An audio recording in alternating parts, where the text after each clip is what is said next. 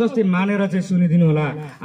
कुनै ठुला बडा नेता भनाउँदाहरूले बोल्ने जस्तो ठुल्ठुला भाषणहरू ठुल्ठुला शब्दहरू बोलेर तपाईहरूलाई आतंकित बनाउने आक्रोशित बनाएर चाहिँ अगाडि बढाउनुको निमित्त चाहिँ हामी आएका होइनौँ। हामी चाहिँ एक प्रकारको यो माहौललाई चाहिँ छलफलको रूपमा जस्तै हामी बसेर चिया पसलमा बसेर ग्राउन्डमा बसेर एउटा भलाकुसारी गर्छौँ नि, त्यही तरिकाले नै चाहिँ आज म कार्यक्रमलाई अगाडि बढाउन चाहन्छु।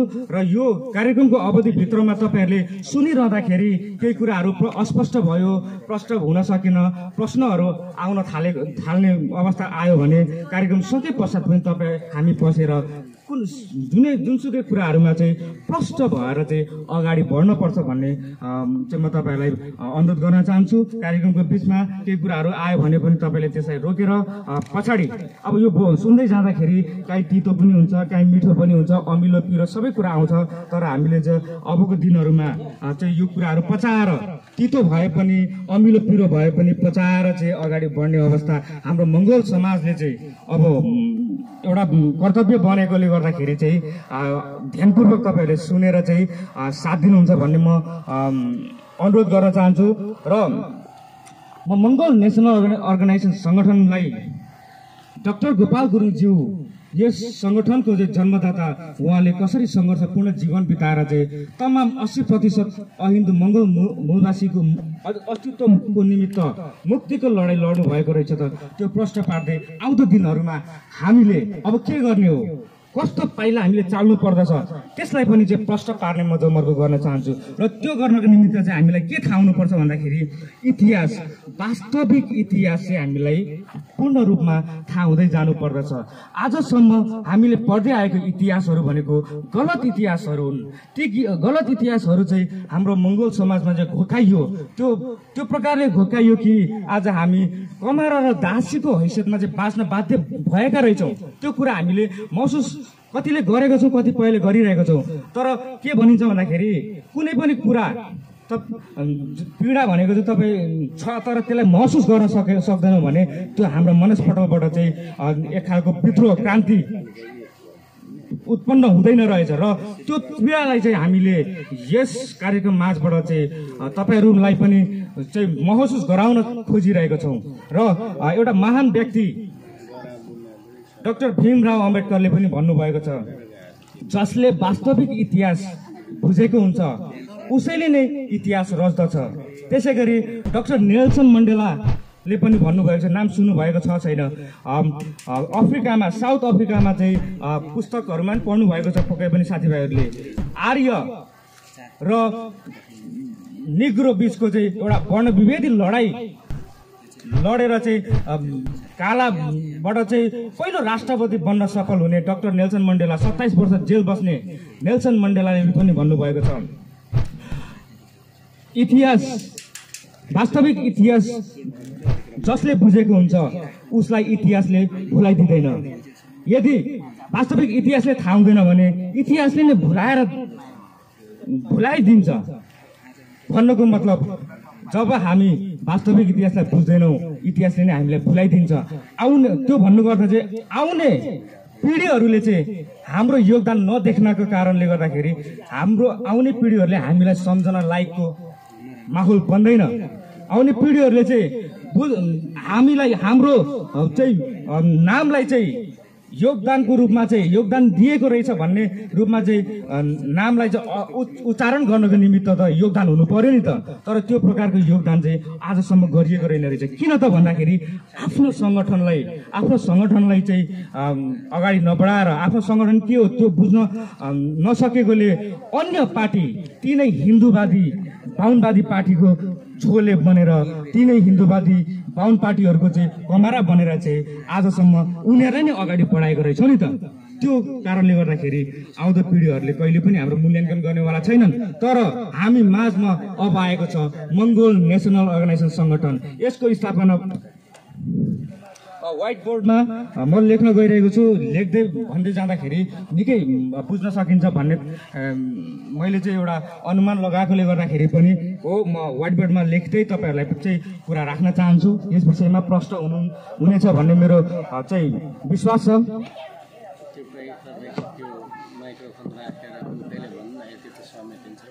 तपाईलाई हैरान हुन्छ समाज के गराएको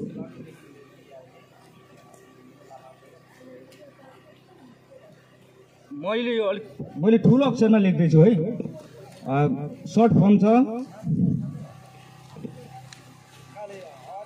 MNO अर्थात् मंगोल नेशनल अर्गनाइजेसन।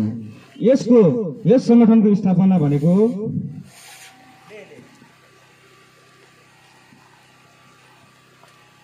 1 जनवरी 1989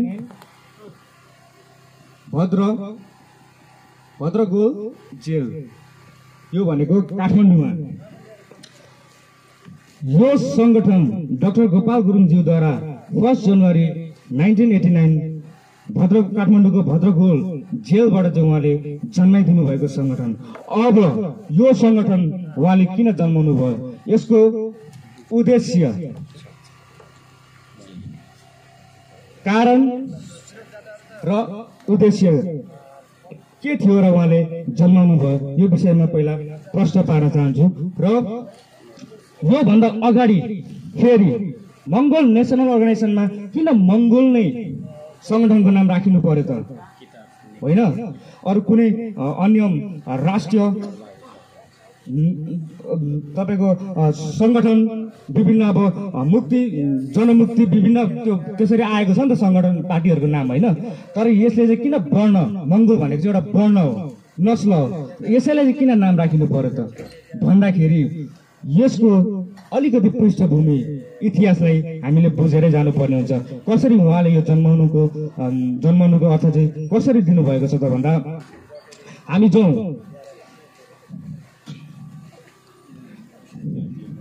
संसारमा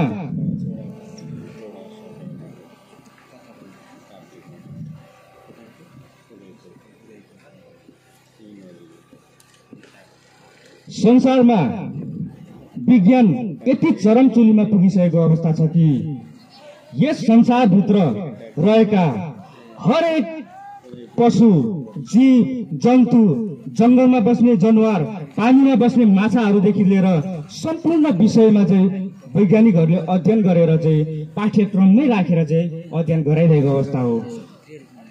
ठुल्ठुलो उच्च शिक्षा प्रदान गर्ने क्रममा पनि तपाईको भ्यागुताको विषयमा, माछाको विषयमा, तपाईको विभिन्न जनावरहरूको विषयमा चाहिँ एउटा साइन्स फ्याकल्टी मार्फत नै पनि पढाइएको अवस्था हो। तिनीहरूको ती जनावरहरूको चाहिँ क्याटेगोरीमा राखिएको अवस्था छ, क्याटेगोरी छुट्याइएको छ। त्यो भन्नाले तिनीहरूको अस्तित्व, तिनीहरूको चाहिँ स्वभाव, तिनीहरूको चाहिँ क्यारेक्टर कस्तो छ त त्यो विषयमा अध्ययन गराइन्छ। त्यसै गरी मान्छेको विषयमा पनि, मानव उत्पत्तिको विषयमा पनि, ती जंगली जनावर लगायत विभिन्न जन्तुहरूको विषयमा, उत्पत्तिको विषयमा, श्रेणीको विषयमा जसरी वैज्ञानिकले चाहिँ अध्ययन गरेर चाहिँ पाठ्यक्रममा राखिदिएको छ, त्यसै गरी मानव उत्पत्तिको विषयमा पनि चाहिँ एउटा अध्ययन गरेर चाहिँ राखिदिएको रहेछ। र त्यति बेला त्यो अध्ययनबाट चाहिँ के देख्यो भन्दाखेरि संसारमा 3 प्रकारका मान्छेहरू उत्पत्ति भएका रहेछन्। ती मानिसहरू हुन् मंगोल, आर्य अनि निग्रो। यो शब्दले चाहिँ के बुझायो भन्दाखेरि अस्तित्व, उत्पत्ति भनेको नै अस्तित्वसँग सम्बन्धित शब्द हो। उत्पत्ति भन्ने बित्तिकै अस्तित्वसँग सम्बन्धित शब्द हो, मूल शब्द हो, पहिचान भन्दा पनि ठुलो शब्द हो, हैन? पहिचानको कुराहरू पनि आइरहेको छ नि, तर हामी अस्तित्व चाहन्छौँ, पहिचान चाहदैनौँ। पहिचान भनेको तपाईको हराएर जाने एउटा तपाईको त्यो सूत्र हो। यो भनेको चाहिँ नहराउने कहिले पनि अस्तित्व, यो यस्तो सूत्र हो कि यो कहिले पनि परिवर्तन हुँदैन, यो चाहिँ सदाबार रहन्छ। मंगोल, आर्य, निग्रो। र यो संसारमा रहेका ती 3 प्रकारका मानवहरूलाई हेर्दाखेरि कता कता उत्पत्ति भएछन् त, कहाँ कहाँबाट चाहिँ मानिसहरू उत्पत्ति भएछन् त?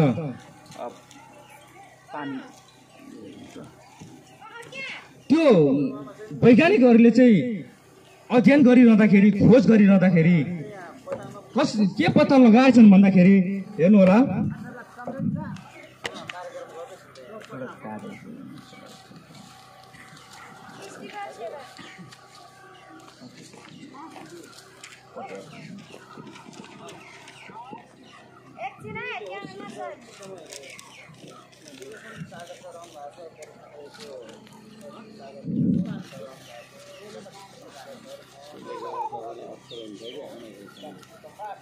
हो त्यो आफै गर्नु नि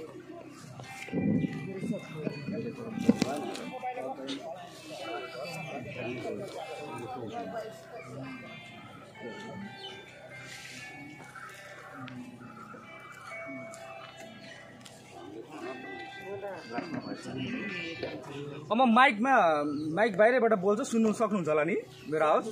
सुनिन्छ है? यसले इको मात्र उत्पत्तिको कुरा गर्दै थिएँ म। त्यो हेर्दाखेरि तपाईँको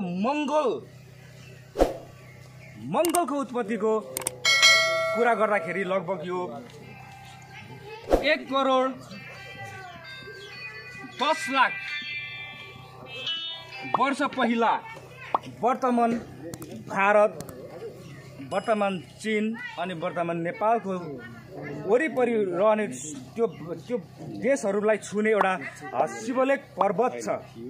त्यो पर्वतमा चाहिँ 1,10,00,000 वर्ष पुरानो अवशेष अथवा त्यो पर्वतबाट चाहिँ उत्पत्ति भएको रहेछ है।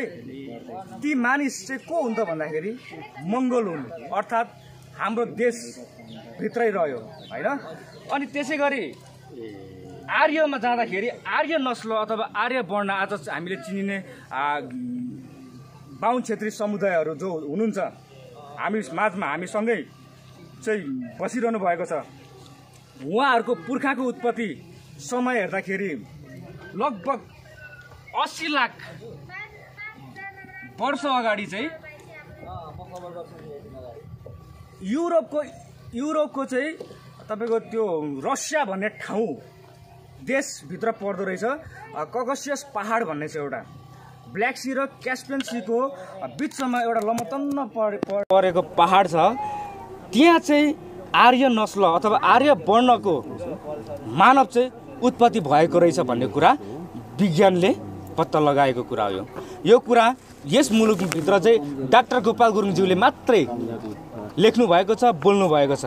अन्य कुनै पनि 150वटा भन्दा बढी पार्टीहरू छन् यस मुलुकमा, ती पार्टीहरूले कहिले पनि यस्तो कुराहरू पढाएनन्, न त पुस्तकमा नै चाहिँ अध्ययन गराए होइन, न त क्याम्पसमा नै चाहिँ त्यो विषयमा प्रश्न पार्न सके।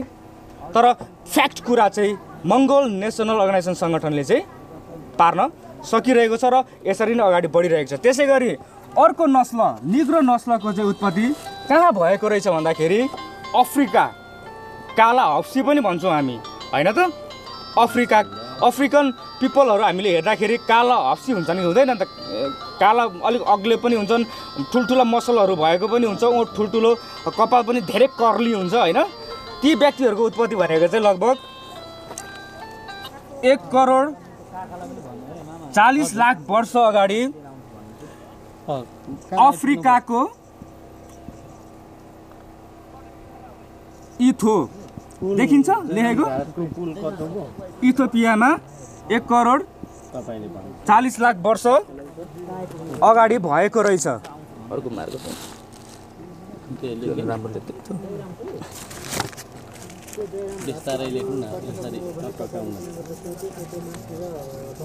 अब यो कुराले के प्रमाण दिन्छ भने हामी हरेक कुरा प्रमाण आधार सहित भन्छौँ।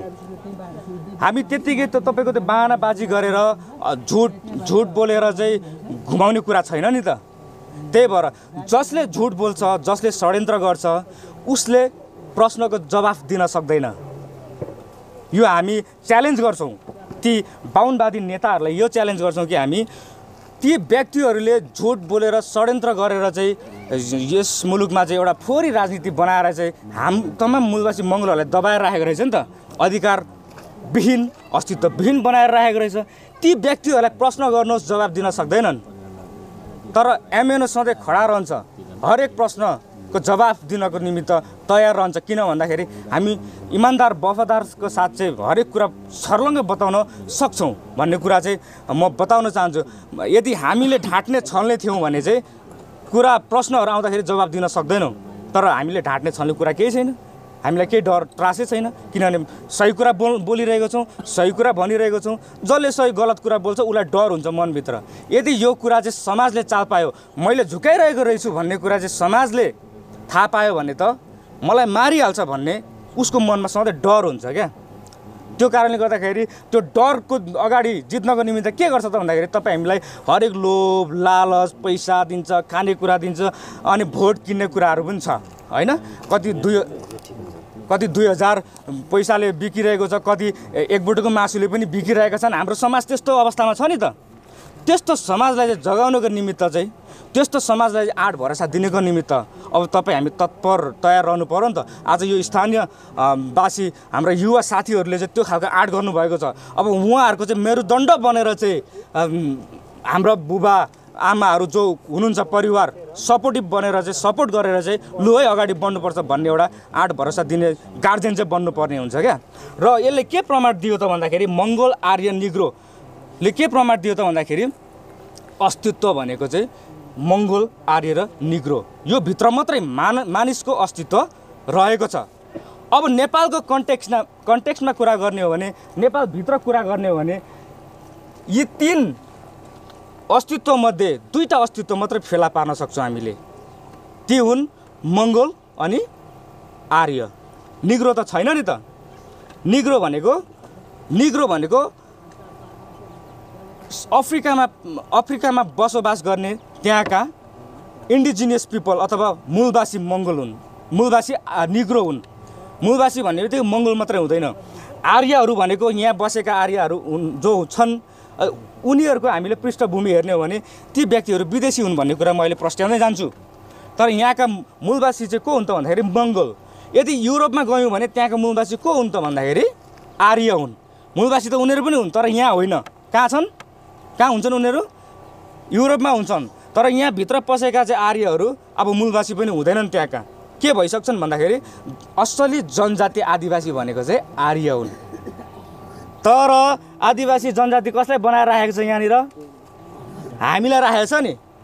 यो कुरा बुझिसकेपछि मनभित्र आगो बल्नु पऱ्यो क्या। यति कुराले पनि हामी एउटा विद्रोहको भावना जगाएर चाहिँ अगाडि बढ्नुपर्छ जस्तो लाग्छ। तर धेरै कुराहरू छन् यस्तो। तर यति एउटा कुराले पनि हामीलाई पुग्नुपर्छ कि अब हामी यसरी बस्दैनौँ, हामीलाई आदिवासी जनजाति बनाइएको रहेछ। यो कुराहरू पनि म प्रश्न पार्छु अहिले कसरी बनाइयो होइन। मैले त जस्ट सर्फेसमा मात्र बोल्दैछु हो। अर्थात् यो भित्र यस मुलुकभित्र चाहिँ आर्य र मङ्गोल 2 अस्तित्व भएका मानवहरूको बसाइरहेको छ।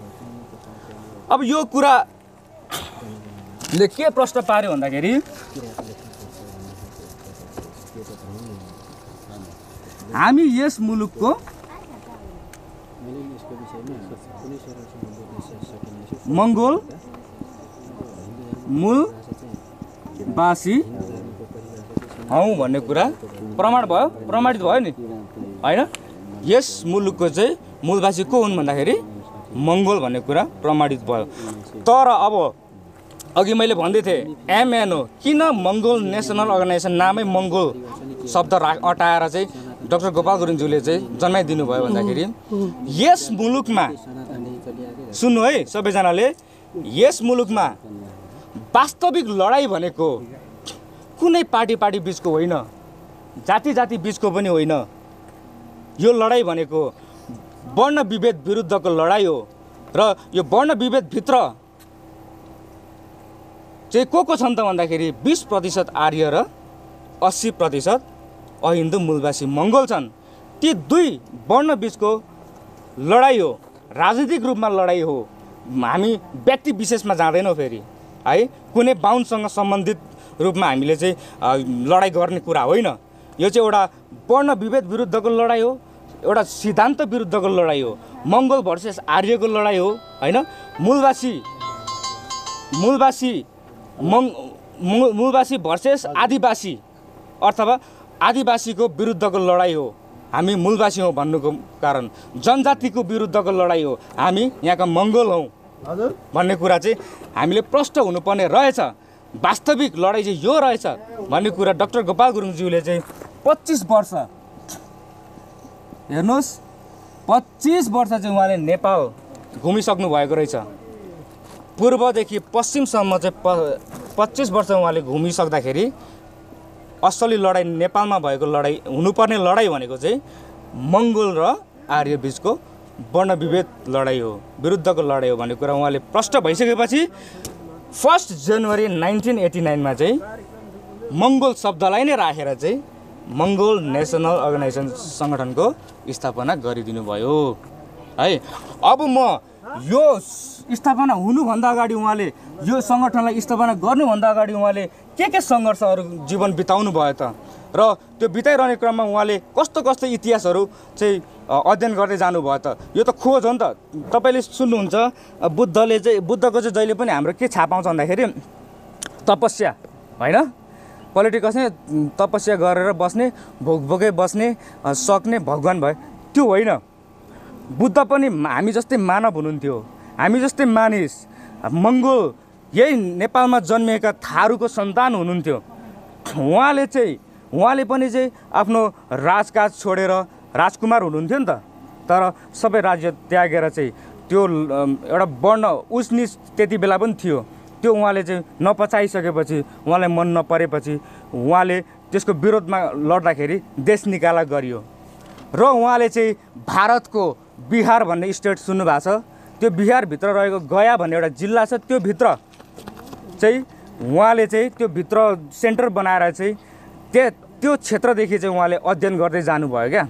उहाँले बसेर तपस्या गरेर चाहिँ ज्ञान प्राप्त गर्नुभएको होइन, उहाँले पनि धेरै अध्ययन गर्नुभयो, वर्षौँ वर्ष लगाएर अध्ययन गरिसकेपछि चाहिँ बुद्धत्व प्राप्त गर्नुभएको भनेको त्यो भगवानको दर्जामा चाहिँ, भगवान भन्नाले हामी अलौकिक शक्ति भएको कुरा नबुझौँ। यसको अर्थ चाहिँ वास्तवमा तपाईँको भगवान भनेको चाहिँ एउटा दर्जित ठुलो औहदामा राखेको कुरा चाहिँ हो क्या होइन। त्यो प्रकारले चाहिँ उहाँले चाहिँ किन त भन्दाखेरि उहाँले दिनुभएको सिद्धान्त स्वतन्त्रता, समानता, भातृत्व, बन्धुत्व, भाइचारा हुनुपर्छ, समानता हुनुपर्छ, कोही पनि तलमाथि हुनु हुँदैन भन्ने खालको एउटा सिद्धान्त थियो नि त होइन। त्यो सिद्धान्तको कारणले गर्दाखेरि चाहिँ उहाँ महान बन्नुभयो। आज संसारले बुद्धलाई चिनिसकेको छ। त्यस्तै गरी चाहिँ हामीले यसरी बुझ्नु पर्यो, नभए त डाक्टर गोपाल गुरुङज्यूलाई पनि कसै फटाहरूले त अब भोलिको दिन त्यसो पनि गर्न सक्छ नि। बुद्धको ठाउँमा चाहिँ लिटल एन्जल जन्माइदिएको दिएन त, बुद्धको विरुद्धमा हो क्या वास्तवमा, त्यो सिद्धान्तै विरुद्धमा हो। त्यो भोकै बस्नु अरे, तपस्या गर्नु अरे, तर अन्तिममा गएर भण्डाफोर भएको होइन त, कति फटा रहेछ त होइन। चोर ठग भन्ने कुरा अब एकजना अर्को पनि छ, राईबाट निकालिदिएको थियो नि, त्यो भक्त राई के छ होइन, गड एन्जल भन्ने सुन्नु भएको छ नि। यस्तो चिजहरूबाट चाहिँ हामी एकदम सतर्क हुनुपर्छ है, के अरे बस्नुपर्छ। यो ठुलो बम हो। यी व्यक्तिहरू भनेको चाहिँ तपाईँको 52 मातृत्वको 52 आर्य क्षेत्रीहरूबाटै नै चाहिँ सञ्चालित व्यक्तिहरू हुन्। हेर्नुहोस्, यसले चाहिँ हाम्रै कुराहरूलाई चाहिँ, हाम्रै अधिकारहरूलाई चाहिँ दबाउनको निमित्त प्रयोगमा ल्याइएको कुरा हो। यस्तोबाट हामीले चाहिँ जोगिनुपर्छ। र म भन्दै थिएँ, डाक्टर गोपाल गुरुङज्यूले 25 वर्ष अध्ययन गर्दाखेरि के पत्ता लगाउनु भयो भन्दाखेरि पहिलोपल्ट सुरुवात उहाँको युवा अवस्थाबाट नै भएको छ। हेर्नुहोस्, ग्लास चाहिँ ल्याइदिनु ल, यसमा अप्ठ्यारो हुँदो रहेछ पिउन। उहाँ यो मुलुकभित्र उपस्थित अथवा यो मुलुकभित्र आउनुभन्दा अगाडि उहाँको प्रश्न हुनु, उहाँको पुर्ख्यौली थलो भनेको चाहिँ पश्चिम म्याग्दी सुन्नु भएको छ जिल्ला, म्याग्दीको 4000 राखु पर्वत भन्ने उहाँको गाउँ छ। त्यहाँ चाहिँ उहाँको बाउबाजेहरू जन्मिएको थलो रहेछ। तर डाक्टर गोपाल गुरुङज्यू चाहिँ दार्जिलिङमै जन्मिनु भयो, किनभने त्यहाँबाट चाहिँ बसाइ सरेर आउनु भएछ। त्यो पनि एउटा कहानी छ, त्यसलाई प्रश्न पारिराख्नु म अहिले आवश्यक ठान्दिनँ, सर्टकटमा जान्छु। कसरी जानुभयो भन्ने कुरामा जानुभन्दा पनि डाक्टर गोपाल गुरुङलाई नै फोकस गरेर त्यो कुरा राख्न चाहन्छु। अनि उहाँले चाहिँ उहाँको बाबा चाहिँ अब तपाईँको एउटा रिटायर्ड आर्मी हो क्या, रिटायर्ड आर्मी हो। र उहाँको सर्कलमा रहने साथीहरू चाहिँ डम्बरसिंह गुरुङ अनि अरिबहादुर गुरुङ, दुईजना दाजुभाइ थिए क्या। अरिबहादुर गुरुङ भनेको म चिनाउन चाहन्छु, तपाईँहरूले मगुराली सुन्नुभएको थियो, मगुराली, सेता मगुराली कतै गाई गई, अब पहिलाको पुराना बाबा आमाहरूले सुन्नु पनि भएको होला। त्यो जन्माउने चाहिँ हो त्यो जन्माउने चाहिँ अरिबहादुर गुरुङ हो राणाकालको बेलामा। किन त भन्दाखेरि त्यति बेला चाहिँ तपाईँको एउटा षड्यन्त्र थिएछ क्या, नेपाललाई चाहिँ अब भारतमा गाप्ने बेचिदिने। त्यसको विरुद्धमा लड्नको निमित्त चाहिँ युवाहरूलाई जगाउनको लागि अरिबहादुर गुरुङले के गर्यो भन्दाखेरि मगुराली खोल्यो है। त्यो एउटा संस्था जस्तै चलायो। त्यति बेला चाहिँ अब त्यो मगुराली भनेको चाहिँ मगर गुरुङ राई लिम्बू, मगर गुरुङहरूलाई युवाहरूलाई चाहिँ जमात बनाएर चाहिँ गाउँ गाउँमा ठाउँ ठाउँमा चाहिँ राणाकालको विरुद्धमा चाहिँ अगाडि बढाउँदाखेरि त्यो खालको एउटा मगुराली काण्डहरू पनि धेरै भयो होइन। ती व्यक्ति भनेको एकदम महान एजुकेटेड मान्छे हो क्या अरिबहादुर गुरुङ भनेको। तपाईँको डाक्टर भीमराव अम्बेडकर इन्डियाको संविधान निर्माता, संविधान लेख्ने व्यक्ति दलित समुदायको मङ्गोलै हुन् भारतको। अहिले जुन संविधान चलाइरहेको छ नि भारतमा, त्यो संविधान लेख्ने व्यक्ति, ती व्यक्ति सँगसँगै बसेर चाहिँ त्यो संविधानमा हस्ताक्षर गर्ने मान्छे पनि हो अरिबहादुर गुरुङ र डम्बरसिंह गुरुङ पनि। ती व्यक्तिहरू र डाक्टर गोपाल गुरुङज्यूको बुबा चाहिँ सँगै बसेर चाहिँ अब भलाकुसारी गर्ने, राष्ट्रको बारेमा, आफ्नो देशको बारेमा चाहिँ छलफल गर्ने काम गर्थेछ क्या। त्यो हुँदाखेरि चाहिँ भाइहरूमा, दाजुभाइहरू मध्येमा डाक्टर गोपाल गुरुङज्यूले चाहिँ ध्यान लाएर सुन्नुहुन्थेछ क्या त्यो विषयमा नि। राजनीतिक छलफल अब कतिपय त अब अहिले पनि देख्छ नि युवाहरू, राजनीतिक बहस छलफल भने अल्छी मान्ने, कुदिजाने, अब रमाइलोतिर खोज्ने त्यो छ नि। तर त्यो हुनुहुँदैन। अब फेसनतिर ढल्किने होइन हामी युवाहरू, अब विचारतिर, अब एउटा गम्भीर रूपमा चाहिँ हामीले आफ्नो भूमिका समाजको निमित्त चाहिँ निर्वाह गर्दै जानुपर्छ है। खालि अब त्यो खालको छ नि त माहौल, अलिकति मिडियाबाट हाइलाइट गराइदिएको कुराहरू, अलिकति अब तपाईँको अलिक रोमाञ्चक चिजहरूलाई मा चाहिँ अलिक ध्यान आकर्षण हुन्छ नि त हाम्रो युवाहरूको होइन। अब त्यतापट्टि होइन, हाम्रो ध्यान चाहिँ अब हाम्रो विचार, हाम्रो कुरा, हामी को हौँ, हाम्रो कुरा कस्तो हुनुपर्छ, नागरिकको हैसियत के हो। यस मुलुकमा रहेपछि हामी त जनता हौँ, नागरिक हौँ नि त। त्यसै गरी अहिले त हामीले के पनि बुझ्यौँ भन्दाखेरि हामी त मूलवासी मङ्गोल पनि हौँ। हाम्रो जिम्मेवारी चाहिँ के हो त, त्यो कुरा चाहिँ हामीले विचार गरेर बुझेर चाहिँ अब चाहिँ लागि पर्नुपर्छ भन्ने तरिकाले चाहिँ जानु पर्यो। र त्यस समयमा जब डाक्टर गोपाल गुरुङज्यूले चाहिँ कुरा सुन्दै हुनुहुन्थ्यो, देशको विषयमा केही कुराहरू जानिसक्नु भएको थियो, हाम्रो समाजको विषयमा चाहिँ केही कुराहरू सुन्दै बुझ्दै बसिरहनु हुँदाखेरि उहाँलाई चाहिँ लगभग 17 सालको उमेरमा चाहिँ आफ्नो देश आउन मन लाग्यो। यो देशमा रहेर चाहिँ के रहेछ त, आफ्नो देश घुम्न मन लागेछ क्या। कुराहरू धेरै सुने नि त होइन, नेपालको बारेमा। ऊ त अब उहाँ त अब दार्जिलिङ इन्डियामा रहेर चाहिँ पढिरहेको एउटा सानो विद्यार्थी हुनुहुन्थ्यो नि त त्यति बेला त, सानो उमेरमा। र त्यो कुराहरू सुनिसकेपछि उहाँको बाबाले बोलेको कुराहरू, बाबासँग बोलेको ती साथीहरूको कुरा सुनिसकेपछि चाहिँ आफ्नो देश घुम्न मन लागेछ उहाँलाई। अनि 17 सालको उमेरमा चाहिँ अर्को मार्कर पनि हो मार्कर लेख्ने, दुःख सुख त्यही चलाउनु हो, लेख्नमा पढ्नु छ बिग्रिन्छ त। रेडले लेख्न, रेडले हो, रेड मार्कर चाहिँ अघि दिएछ नि,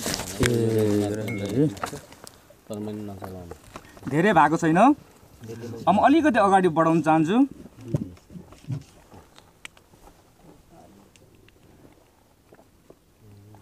दुई 2008 या 2009, 8 या 9 यो सालभित्र चाहिँ पहिलो पटक नेपालको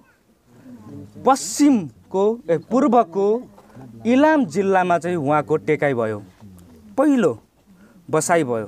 त्यति बेला उहाँले लगभग 1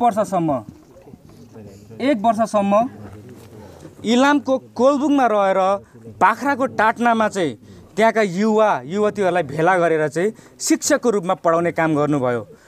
त्यो अवधिभित्रमा एउटा कुरा उहाँले चाल पाउनुभयो, बुझ्नुभयो। एक समय थियो त्यति बेला डाक्टर गोपाल गुरुङज्यूलाई चाहिँ आफ्नो विद्यार्थीको चाहिँ तपाईँको बिहेमा भोज खानको निमित्त चाहिँ निम्तो आइसके पश्चात उहाँ जानुभयो। त्यस समय शिक्षकको रूपमा उहाँ एउटा गुरुङको छोरा हुनुहुन्थ्यो नि त। त्यति बेला त मतवाली पनि भनिन्थ्यो के भनिन्थ्यो, तर यो शब्द घृणित शब्द हो भन्ने कुरा हामी भन्दैछौँ। हामी मतवाली होइनौँ। मतवाली भनेको चाहिँ ती क्षेत्री पृथ्वीनारायण शाहले चाहिँ मार्दै काट्दै हाम्रो पुर्खाहरूलाई गिर्ने समयमा चाहिँ दिएको एउटा घृणित शब्द हो। त्यसलाई चाहिँ तपाईँको राणाकालमा जङ्गबहादुर राणाले चाहिँ एउटा मुलुकी ऐन नै बनाएर चाहिँ कानुनै बनाएर चाहिँ अगाडि पनि बढाएको शब्द रहेछ। हेर्नुहोस् है, भनेको पिउने रक्सी जाड सेवन गरेर चाहिँ पिएर चाहिँ माथि लडीबडी गर्ने भन्ने तरिकाले चाहिँ हाम्रो समुदायलाई चाहिँ त्यो ठिक छ, शब्द दिनु ठिक छ, तर के गरिदियो भन्दाखेरि मात्नेलाई मात्र होइन क्या, नमात्ने पनि त छौँ नि त हाम्रो समाजमा त। एउटा व्यक्तिले गर्दाखेरि एउटा व्यक्तिको कारणले गर्दाखेरि सबैलाई गलत देख्नु त भएन नि त, तर सबैलाई नै त्यो खालको शब्द दिने काम गरियो नि त। त्यस्तो शब्दको चाहिँ हामी घृणा गर्नुपर्छ। र गुरुङको छोरा एउटा शिक्षकको रूपमा यो भनेको त तपाईँको धेरै वर्ष अगाडिको कुरा हो। लगभग कति भयो 69 वर्ष अगाडिको कुरा। त्यति बेला चाहिँ गुरुङको छोरा शिक्षक हुनु भनेको त मामुली कुरा होइन नि त। बाहुन छेत्री सँगसँगै चाहिँ दाँजोमा चाहिँ शिक्षक बनेर चाहिँ काम गर्न सक्नुभयो। त्यो समयमा उहाँले के चाल पाउनुभयो भन्दाखेरि टेबल लगाइयो, भोज भतेरको लागि चियापानको निमित्त टेबल लगाइयो। के गर्यो भन्दाखेरि टेबल छुट्टै छुट्टै बेग्लै बेग्लै राखियो क्या। कसरी राख्यो भन्दाखेरि गुरुङलाई चाहिँ एक्लै पारियो, उहाँको निमित्त चाहिँ छुट्टै टेबल राख्यो होइन। अनि बाहुन छेत्री साथीहरूको लागि चाहिँ छुट्टै टेबल राख्यो भनेको सँगै बसेर खानु पाएन। अझै पनि कहीँ छ त्यो होइन, अझै पनि कहीँ छ। खाने कुराहरूमा चाहिँ त्यसरी टेबल छुट्याइसकेपछि उहाँलाई त्यो मन परेन, किनभने उहाँ भनेको चाहिँ 70 वर्ष अगाडि नै भारत त स्वतन्त्र भइसकेको कुरा हो नि त, लोकतन्त्र आइसकेको कुरा हो, धर्मनिरपेक्षहरू सबै त्यहाँनिर आइसकेको माहौलमा चाहिँ डाक्टर गोपाल गुरुङ हुर्किनु भएको हो नि त। तर यो मुलुकमा आएपछि ठ्याक्कै उल्टो देख्यो। किन त भन्दाखेरि त्यति बेला राजतन्त्र थियो, हिन्दू राष्ट्र थियो होइन। त्यति मात्र नभएर चाहिँ भेदभाव चाहिँ चरम सीमामा थियो, उचनिच थियो, दलित बनाइएका शूद्र बनाइएका हामी तमाम मङ्गोलहरूलाई त तपाईँको किरा फटेङ्ग्रा सरी मारिरहेको अवस्था थिएछ। त्यस्तो कन्डिसनमा गुरुङको छोरा पनि एउटा मङ्गोल फेसको हो नि त। ती व्यक्तिलाई चाहिँ त्यसरी विभेद गर्दाखेरि उहाँलाई मन परेन, उहाँलाई त्यो चित्त बुझेन, किनभने उहाँले कहिले पनि त्यस्तो खालके माहौलमा हुर्किनु भएन। यहाँ चाहिँ यस्तो रहेछ, किन त मानिस बराबर हो भन्ने कुरा त उहाँले बुझिराख्नु भएको थियो नि त होइन। किनभने उहाँको बाबाको सर्कलमा रहनेहरू पनि सबै ठुल्ठुला नेताहरू थिए। ती व्यक्तिहरूले चाहिँ आफ्नो समाजको निमित्त, आफ्नो अस्तित्वको निमित्त, आफ्नो भाषा वेशभूषाको निमित्त लडिरहेको कुराहरू उहाँलाई थाहा भइरहेको थियो नि त। र त्यो त्यति मात्र नभएर नेपाल छिर्नुको कारण पनि त्यो थियो। अनि उहाँले रिसाएर चाहिँ नखाइकन उठेर हिँडिदिनु भयो क्या। बरु नखाने भोकै बस्ने, तर यस्तो विभेदकारी नीति चाहिँ बहिष्कार गर्ने भन्ने तरिकाले चाहिँ उहाँ उठेर जानुभयो। अनि लगभग 1 वर्ष उहाँले यो कुरा के अरे शिक्षकको रूपमा चाहिँ इलामको कोलबुङमा बिताइसकेपछि के रहेछ त फेरि उहाँ सिधै हेर्नु है, यो सालबाट एकैचोटि 2011 साल यहाँ लगभग 10सम्म चाहिँ उहाँले पढाउनु भयो। 2011 सालमा विक्रमसम्म 2011 सालमा चाहिँ आफ्नो जिल्ला जानुभयो, म्याग्दी जिल्ला जानुभयो। त्यहाँ पनि लगभग 1 वर्षसम्म चाहिँ शिक्षकको रूपमा काम गर्दाखेरि त्यहाँ पनि एउटा घटना छ। उहाँले त्यत्तिकै सङ्घर्ष गरेर अगाडि बढ्नु भएको होइन, गर्दै जाँदाखेरि, सुन्दै जाँदाखेरि, भन्दै जाँदाखेरि नै सिक्ने कुरा हो क्या। कतिपय हाम्रो समाजमा रहनुहुने बुबाआमा दाजुभाइ दिदीबहिनीहरू भाइहरूले भन्नुहुन्छ नि त, मित्रहरूले केही त थाहा छैन होइन, केही त बुझेको छैन, के गर्ने भनेर चुप्प लागेर बसिन्छ क्या। सुरु त गर्नु पऱ्यो नि त। के छ त्यस्तो तपाईँको निरन्तर दिनुहोस् न, यहाँ गठनको लागि चाहिँ तयारीमा हुनुहुन्छ उहाँहरू। होइन, सुन्ने उहाँहरू नै हुन्, अनि त्यही भएर नि होइन, सुनिसकेपछि त्यो मिलाउन सकिन्छ भन्ने कुरा। यो छुटाउनु भएन फेरि भोलि आएर त भन्ने कुरा हुँदैन होइन। बरु ज्यादा चाहिँ प्रष्ट हुनुहोस्। यो त केही छैन नि त, फेरि यस्तो माहौल अब कहिले जुर्ला होइन, चुक्ला। त्यस पछाडि बरु यो प्रष्ट भइसकेपछि तपाईँहरू पनि तयार हुँदै जानु त। अहिले त्यो पनि कुरा यही छुइएको छैन त। सुरुवात त हुनु पऱ्यो नि त होइन। जन्मिने बित्तिकै मान्छे त जानेर आएको हुँदैन। डाक्टर गोपाल गुरुङ पनि त्यत्तिकै ठुलो व्यक्ति, महापुरुष भन्छौँ नि हामी, त्यतिको हुनुभएको होइन नि त। उहाँको सङ्घर्षलाई चिन्नु पऱ्यो हामीले, त्यो अनुसारले त्यो सङ्घर्षलाई हेरेर हामीले पनि त्यो सङ्घर्ष गर्न सक्ने हिम्मत राखेर अगाडि बढ्नु पऱ्यो, आँटी हुनु पऱ्यो नि त। मङ्गोल मूलवासी भनेर यो माहौलमा चाहिँ भन्ने, फेरि बाहिर गएर चाहिँ जय मङ्गल भन्नु सकेन भने त त्यो त भएन नि त। बोली र व्यवहार सँगसँगै म्याच हुनु पऱ्यो, सँगसँगै अगाडि बढ्नु पऱ्यो। हामी हिन्दूवादको विरोध गर्छौँ भन्ने अनि लक्ष्मी पुज्यौँ भने त भएन नि त, होइन र। हामी चाहिँ अहिन्दू हौँ भन्ने अनि देउसुरे भन्दै चाहिँ अब लक्ष्मीको नाममा विभिन्न अब त्यो छ नि त गोरु पूजा गर्ने, गाई पूजा गरेर त्यो त मिलेन। तर त्यस्तो कुरामा चाहिँ हामीले म्याच गर्नु पऱ्यो, बोलेपछि व्यवहार पनि त्यो उतार्नु पऱ्यो। त्यति बेला आफू एक्लै पनि भइएला। डाक्टर गोपाल गुरुङ त एक्लै हुनुभएको थियो। त्यही उदाहरण दिने हो भने त अघि मैले डाक्टर नेल्सन मण्डेलाको कुरा गरेँ नि, ती व्यक्तिलाई त राजद्रोही देशद्रोहीको आरोप लगाएर चाहिँ 27 वर्ष जेल हालेको नि त खासमा।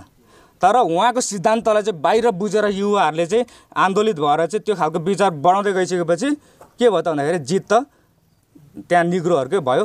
नेल्सन मण्डेला कालो हप्सी ती व्यक्ति हुन्, तर महान व्यक्ति तपाईँको प्रधानमन्त्री राष्ट्रपति नै बन्न सफल भए। भन्नुको कारण चाहिँ तपाईँको सत्य बाटो हिँड्नको निमित्त सुरुमा एक्लै नै भइन्छ। के कुरा आउँछ होइन। तर त्यो कुराहरूलाई चाहिँ हामीले चिर्दै जानु सक्यौँ भने मात्रै सफल हुन्छौँ, नत्र भने तिनै एक्सिडेन्ट घटना घट्छ, थल पर्छौँ, फेरि त्यस्तै समय, त्यस्तै जिन्दगानी, त्यस्तै परिस्थिति परिवेशमा चाहिँ बाँच्नुपर्ने हुन्छ। तर त्यहाँबाट चाहिँ हामीले जोगाउनको निमित्त हाम्रो जम्मरको हाम्रो यो जागिर होइन क्या, यति चाहिँ बुझ्नु होला। यो सङ्गठन एउटा राजनीतिक सङ्गठन हो, दल होइन। यो सङ्गठन भनेको चाहिँ अघि पनि कुरा आयो नि, मङ्गोल वास्तविक लडाइँ त्यो भएकोले गर्दाखेरि यो एमएनओ लेख्ने कारण यो हो। अब हाम्रो लडाइँ नै आर्य भर्सेस मङ्गोलको भएपछि आर्यलाई त अटाउने कुरा भएन नि त यो सङ्गठनमा। यो लडाइँ पनि किन चाहिँ गर्नु पऱ्यो भन्दाखेरि 5 क्रान्ति झन्डामा छ है। तारामा हेर्नु 5 कौडे तारा छ। यहाँ यसले 5 क्रान्ति जनाउँछ, राजनीतिक क्रान्ति, आर्थिक क्रान्ति, शैक्षिक क्रान्ति, सामाजिक क्रान्ति अनि सांस्कृतिक क्रान्ति। ती 5 क्रान्तिबाट चाहिँ यहाँका 80% तमाम अहिन्दू मूलवासी मङ्गोल चाहिँ असफल छन्, असफल बनाइएको छ। तर यी 5 क्रान्ति चाहिँ आज बाहुन छेत्रीको हातमा रहेको छ। ती बाहुन छेत्रीहरू सफल छन्, भलै अर्थतन्त्रमा कमजोर होला होइन, भलै तपाईँको सामाजिक रूपमा त्यति चाहिँ हाइलाइट नहोला, तर उसँग राजनीतिक शक्ति छ, यो बुझ्नु पर्यो। उसँग धार्मिक शक्ति छ। किन त भन्दाखेरि अहिले धर्मनिरपेक्ष मुलुक बनिसक्दाखेरि पनि हिन्दूकै जयकार छ। हिन्दूलाई नै चाहिँ गोजीमा राखेर कम्युनिस्ट भनाउँदाहरू, कङ्ग्रेस भनाउँदाहरू हिँडिरहेको छन्। बाहिर लोकतन्त्र धर्मनिरपेक्षको राम्रो भाषण दिए पनि मनभित्र चाहिँ हिन्दूवाद मनुवादको चाहिँ सिद्धान्त बोकेर अगाडि बढेका छन्। बाहिर मिठो बोले पनि भित्र उनीहरूमा त्यो खालको काँडा छ। हामीले बुझ्न सक्नुपर्छ। हामी मख पर्नु हुँदैन उनीहरूले बोलेको कुरामा, भित्र उनीहरूको त्यो खालको छ। उनीहरूले के डाक्टर गोपाल गुरुङज्यूले पनि भन्नुभएको छ, के हेर्छन् भन्दाखेरि पहिला उनीहरूले चाहिँ तपाईँको पार्टी हेर्दैन रहेछ क्या। हामी चाहिँ पार्टी हेर्छौँ क्या, जित्ने पार्टीलाई दिनुपर्छ, ठुलो पार्टीलाई चाहिँ सानो पार्टीलाई दिएर के भोट खेर जान्छ भन्छौँ। अहिलेसम्म ठुलो पार्टी जित्ने पार्टीलाई दिएको हो नि त, भोट के सदुपयोग भयो त। तर सानो पार्टीलाई दियो भने भोट खेर जान्छ भन्ने कुरा छ नि त। अहिलेसम्म ठुलो पार्टीलाई दिएर सहयोग त भएको छैन, सदुपयोग त भएको छैन। कुरा त जस्ताको त्यस्तै छौँ हामी। अर्थात् बुझ्नुपर्छ है, विचार नै सबैभन्दा ठुलो कुरो होइन। ठुलो पार्टी जित्ने पार्टी भनेर चाहिँ हामीले मख पर्ने होइन। ती ठुलो पार्टी जित्ने पार्टी नै चाहिँ हाम्रो निमित्त चाहिँ विरोधमा खडा रहेछ नि त भन्ने कुरा चाहिँ बुझ्नु पर्यो। त्यो कारणले गर्दाखेरि उहाँ यसैमा छुन्छ क्या। तपाईँको लडाइँ भनेको हिन्दूवाद भर्सेस, यो कुरा चाहिँ हामीले कहिले बिर्सिनु हुँदैन, हिन्दूवाद। अब पहिला यसलाई बाहुनवादको रूपमा प्रचलनमा ल्याएको थियो, तर के भयो भन्दाखेरि बाहुनवाद भन्ने बित्तिकै एउटा सीमित बाहुन समुदायलाई मात्रै कुरा आयो। साम्प्रदायिक हुने हो कि त्यो हुँदाखेरि त अलिकति बाहुन चाहिँ टाढिने हो कि भन्ने तरिकाले चाहिँ यही उस्तै हुन चाहिँ। तर हिन्दूवादलाई अलिकति फोकस किन गर्यो भन्दाखेरि हिन्दू भन्ने बित्तिकै यसमा त सबै कुरा अट्छ क्या। बाहुन पनि अट्छ, छेत्री पनि अट्छ, दलित पनि अट्छ, सबै अट्छन्। त्यो आँटिसकेपछि चाहिँ के हुन्छ त भन्दाखेरि ठुलो शक्ति बन्ने रहेछ। त्यो हेकाले चाहिँ हिन्दूवाद एउटा सिद्धान्त, यसलाई 2 तरिकाले प्रयोगमा ल्याइरहेको छ बाहुन छेत्रीहरूले। एउटा हिन्दूवाद भनेको राजनीतिमा यो प्रष्ट हुनुपर्छ है, यो हतियार हो। हिन्दूवाद भनेको ठुलो हतियार हो बाहुन छेत्रीको लागि। यसैबाट चाहिँ शाखाहरू बनिन्छ क्या तपाईँको जनजाति आउनु कारण पनि हिन्दूवादबाटै हो, आदिवासी बनाउनु पनि हिन्दूवादबाटै हो, किराँती बनाउनु पनि हिन्दूवादबाटै हो। हामीलाई शूद्र बनाए पहिला शूद्र बनाउनु पनि हिन्दूवादकै एउटा शाखा हो। मूल थलो चाहिँ हिन्दूवाद हो। यसबाट चाहिँ हरेक कुराहरू उनीहरूले चाहिँ यो चाहिँ फैल्याउँछ। यो यिनीहरू कुराहरू चाहिँ शाखाहरू राजनीतिबाट उनीहरूले चाहिँ खेल्यो, राजनीतिसँग खेल्यो। अर्को भनेको धर्म। हिन्दूवादलाई दुई प्रकारले प्रयोग गरे, एउटा राजनीतिक रूपमा, अर्को धार्मिक रूपमा। किन त भन्दाखेरि धार्मिक रूपमा प्रयोग गर्दाखेरि राजनीतिलाई टेवा पुग्दो रहेछ क्या। हेर्नुहोस् कस्तो त भन्दाखेरि उदाहरण, जल्दोबल्दो उदाहरण, हाम्रो नेपालको राष्ट्रिय जनावर के हो? गाई। गाई भनेको लक्ष्मी हो कि होइन? उनीहरूको निमित्त माता हो होइन? उनीहरू आउनुभन्दा पहिला त हाम्रो पुर्खाहरू थियो नि त यो मुलुकमा, जसले चाहिँ गाई गोरु काटेर खाने, गाई गोरुलाई नै चाहिँ कुल पूजामा चलाउने अनि संस्कार संस्कृति बचाउने काम त हाम्रो पुर्खाहरूले यिनीहरू आउनुभन्दा अगाडि गरेको हो नि त। तर त्यही गाईलाई चाहिँ लक्ष्मी बनाएर चाहिँ पुज्न लगाइयो। यो भनेको उनीहरूको हिन्दूबाट आयो, हिन्दूवादबाट आएको एउटा षड्यन्त्र हो। र यसैलाई चाहिँ केमा प्रयोग गरे त भन्दाखेरि राष्ट्रिय जनावर बनाउनु भनेको त त्यो राजनीतिक रूपमा मुद्दा ल्याएको ल्याएन त। राष्ट्रिय जनावर कुन लाउने नलाउने भने त्यो त राजनीतिक मुद्दा हो होइन त। भोलिको दिनमा चाहिँ यस क्षेत्र अथवा मुलुकभरिबाट चाहिँ मङ्गोलको एउटा मजबुत चाहिँ तपाईँको एउटा सिट अथवा संसदीय प्रणालीमा चाहिँ एउटा मजबुत शक्ति चाहिँ निर्माण भयो भने त्यसैबाट चाहिँ मुद्दा उठाउने हो नि त। गाई होइन, यो भनेको चाहिँ हिन्दू धर्मलाई नै इङ्गित गराउने एउटा साम्प्रदायिक मुद्दा बनेको छ। यो होइन स्वतन्त्र रूपमा चाहिँ कुनै पनि धर्ममा नगाँसिएको अथवा यो मुलुकको चाहिँ तपाईँको एउटा मुलुकलाई नै चाहिँ चिनाउने अथवा मुलुकमा लोप हुन गइरहेको जनावरलाई चाहिँ राख्नुपर्छ भन्ने कुरा डाक्टर गोपाल गुरुङज्यूले भन्नुभएको छ। यसले चाहिँ धर्मनिरपेक्षलाई डह्रो बनाउँछ। नत्र भने यही कुरालाई लिएर चाहिँ तपाईँको भोलिको दिनमा यस मुलुकमा एउटा धार्मिक द्वन्द्व पनि निम्ताउन सक्छ। तर त्यो निम्ताइरहँदाखेरि को कताको को हो भन्ने कुरा चाहिँ हामी प्रश्न हुनु पऱ्यो नि त। नभए यो चाहिँ भोलिको दिनमा यस्तो पनि मुद्दा बन्न सक्छ कि के थाहा होइन, राजनीतिक उथलपुथल हुन्छ, टुङ्गो छैन, भरोसा छैन जिन्दगीको, के कसो हुन्छ। 10 वर्ष जनयुद्धमा पनि त्यही भयो। वास्तविक लडाइँ मङ्गोल र आर्य बिचको थियो होइन, वर्णविभेदको लडाइँ थियो। तर त्यसलाई डाइभर्ट गरेर के गरिदियो, वर्गीय सङ्घर्षको नारामा धनी र गरिब बिचको लडाइँ भन्ने बनाइदिएर हाम्रै दाजुभाइहरू एकअर्कामा लडे, मरे, खत्तमै भयो होइन। मऱ्यो होला 2-3% बाहुन क्षेत्री मऱ्यो होला, तर बहुमत हेर्नु पऱ्यो नि त हामीले, को बढी मरिरहेको छन्। त्यसले चाहिँ के रिजल्ट देखाउँछ भन्दाखेरि त्यो लडाइँ भनेको हाम्रो मङ्गोलहरूलाई मास्ने लडाइँ थियो। त्यो गरिबलाई धनी बनाउने लडाइँ होइन। त्यो लडाइँबाट चाहिँ तपाईँहरूले हेर्नुहोस् अहिले पनि बाँचिरहेको छ। झलनाथ खनाल जिउँदैछ होइन, केपी ओली, ऊ सँगसँगै हिँड्ने, झापाली काण्डमा हिँड्ने सिपी मैनाली, कृष्ण प्रसाद मैनाली पनि होला।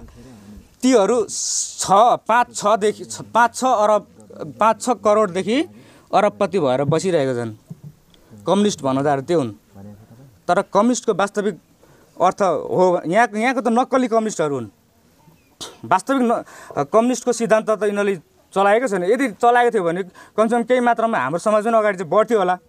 तर पनि यहाँको लडाइँ चाहिँ हामीले बुझ्नै पर्ने हुन्छ, वर्णविभेदको लडाइँ भन्ने कुरा। अनि ती कम्युनिस्टहरू अहिले भनौँ अब गरिब जनताको धनी कम्युनिस्ट नेताहरू भयो क्या।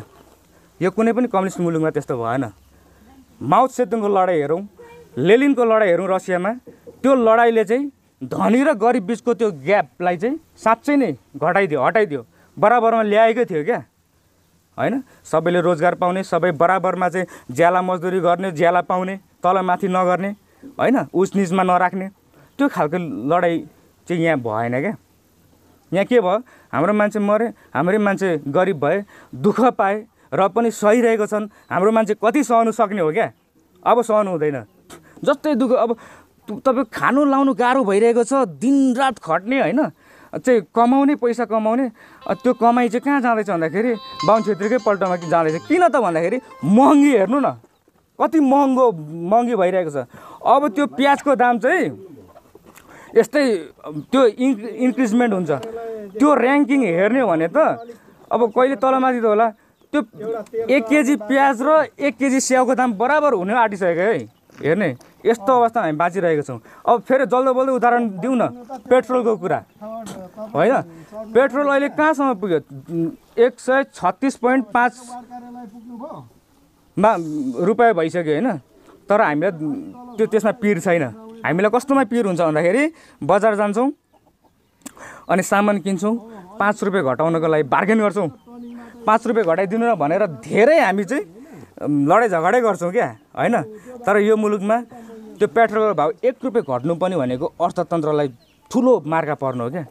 नेपालको मुलुकको अर्थतन्त्र मार्का पर्नु भनेको तपाईँ हाम्रै पैसा, तपाईँ हाम्रैबाट चाहिँ गएको पैसा चाहिँ सकिनु हो, ढिकुटी घट्दै जानु हो। त्यो हुनु भनेको अब विकासको कुराहरूमा चाहिँ असर पर्नु, विकास चाहिँ अब तपाईँको घट्नु हो, विकास हुँदै नहुनु हो। अनि अर्को कुरा असर के त भन्दाखेरि भ्रष्टाचार बढ्नुको कारण पनि त्यो महँगीमा तपाईँको कुरा। यो बिचबिचमा यस्तै कुराहरू आउँछ। त्यो अहिलेको सँगसँगै पनि मैले दाँच्दै भन्नै पर्ने हुन्छ है। महँगीको कुराहरू भनेको तपाईँको फेरि जब महँगी बढ्यो भने एउटा रोजगार गर्ने व्यक्तिले, एउटा जब गर्ने व्यक्तिलाई पैसा पुग्दैन नि त होइन। प्रशासन पुलिसहरू छन्, ती व्यक्तिहरूलाई भत्ता चाहिँ तलब नपुगिसकेपछि के गर्छन् त भन्दाखेरि बाध्यता हुन्छ, घुस खानुपर्ने हुन्छ पैसा। किन त्यही पैसाले चाहिँ उसले परिवार सबै सुम्पिसकेपछि परिवारलाई, छोराछोरीलाई पढाउनुदेखि लिएर लुगाफाटा कपडा सबै त्यही पैसाले धान्नुपर्ने हुन्छ नि त। कम हुन्छ क्या महँगीमा, भ्रष्टाचार त्यत्तिकै हुँदैन नि त होइन।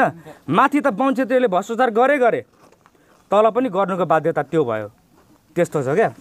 र उहाँले अघि म भन्दै थिएँ यसरी गइरहेको छ। म्याग्दी जिल्लामा चाहिँ उहाँले फेरि शिक्षकै रूपमा काम गरिरहँदाखेरि के भएछ भन्दाखेरि एक दिन धारामा चाहिँ तपाईँको पानी उहाँले चाहिँ लुगा धुँदै हुँदो रहेछ, नुहाउँदै हुँदो रहेछ क्या। त्यो समयमा चाहिँ एउटा चेली पानी भर्न आउनु भएछ। अनि त्यति बेला उभिएर डाक्टर गोपाल गुरुङज्यूलाई त्यो चेलीले हेरिरहनु भएछ क्या, हेरिरहनु भएछ।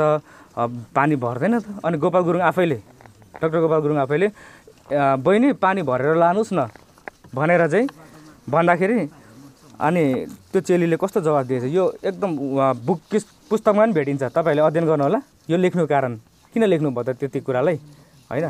त्यो कुराले चाहिँ उहाँलाई छोयो नि त मनमा, विभेदकारी नीतिको कुरा आयो नि त। होइन तपाईँले यो चाहिँ लुगा हटाइदिनुहोस् न, नभए फेरि छाया पऱ्यो भने पनि पानी भर्दाखेरि छाया पऱ्यो भने पनि गाउँलेले देख्यो भने मार्छ अरे क्या।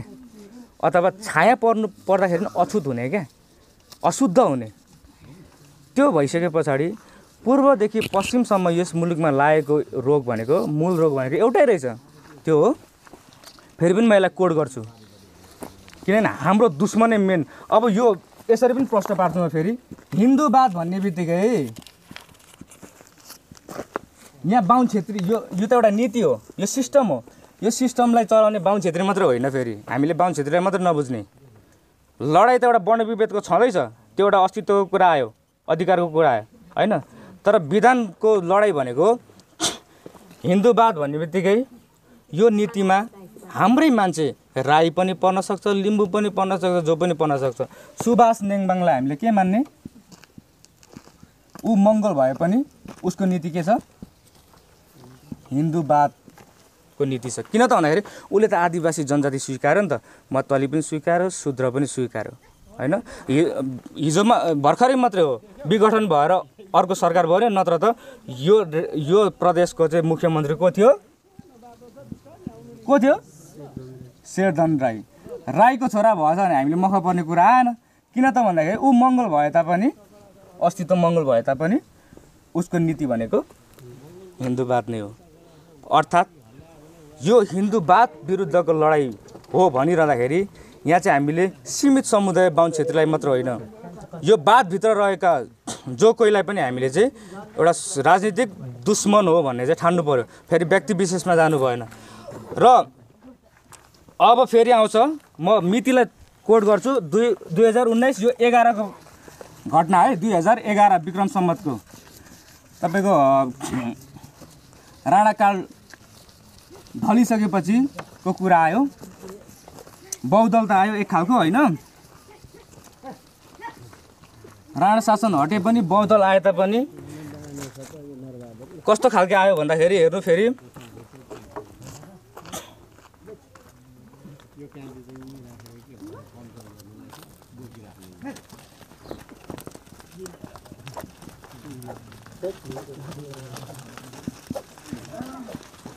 मैले लेखेको देखिन्छ।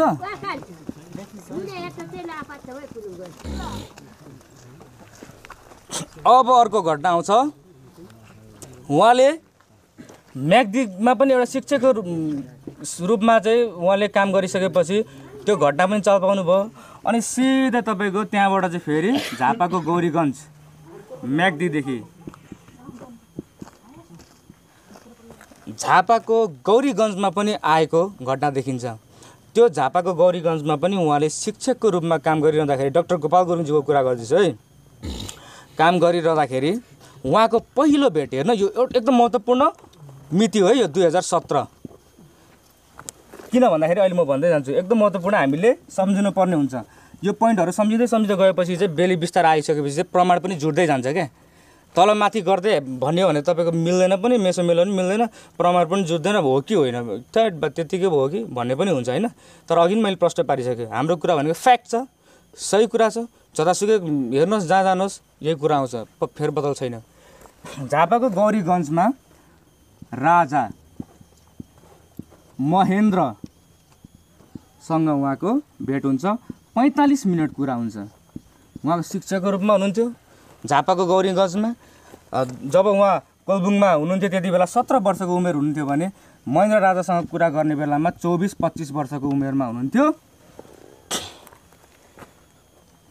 24-25 वर्षको उमेरमा चाहिँ एउटा युवाले राजासँग बसेर 45 मिनट कुरा गर्न सक्नु भनेको मामुली कुरा होइन नि त, हो त। त्यति बेला तपाईँको एउटा सानो पुलिस पिप्सासँग त बोल्न डराउँथ्यो मान्छे। अहिले पनि काहीँ कतै हाम्रो इमान्दार मान्छेहरू होइन, अलिक सोझा साझा मान्छेहरू पुलिसदेखि चाहिँ डराउँछन् नि। तर 24-25 वर्षको उमेरमा चाहिँ डाक्टर गोपाल गुरुङज्यूले चाहिँ राजा महेन्द्रसँग चाहिँ 45 मिनट कुरा गर्नुभयो। त्यो 45 मिनटभित्र नि कस्तो कुरा गर्नु भन्दाखेरि हेर्नु है, पहिलो उहाँको लोकतन्त्र धर्मनिरपेक्ष यो अरू पार्टीले ल्यायो भन्छ नि, त्यो फटा हुन् तिनीहरू। वास्तविक इतिहास यहाँ हामीले बुझ्नुपर्छ। 2017 सालमा पहिलोपटक लोकतन्त्र धर्मनिरपेक्ष र प्रान्तीय सरकारको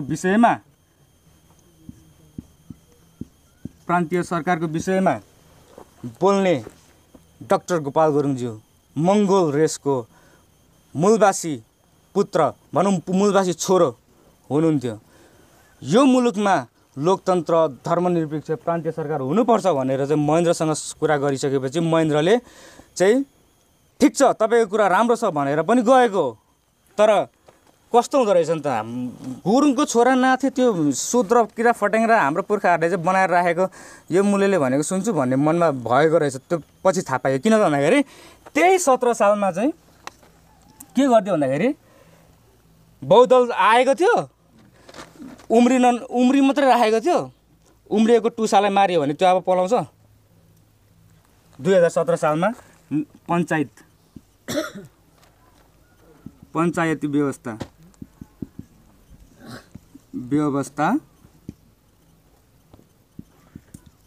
लागू गर्यो, अथवा निर्दलीय व्यवस्था पनि भन्छ यसलाई। भनेको कुनै पार्टी यसमा आँट्दैन।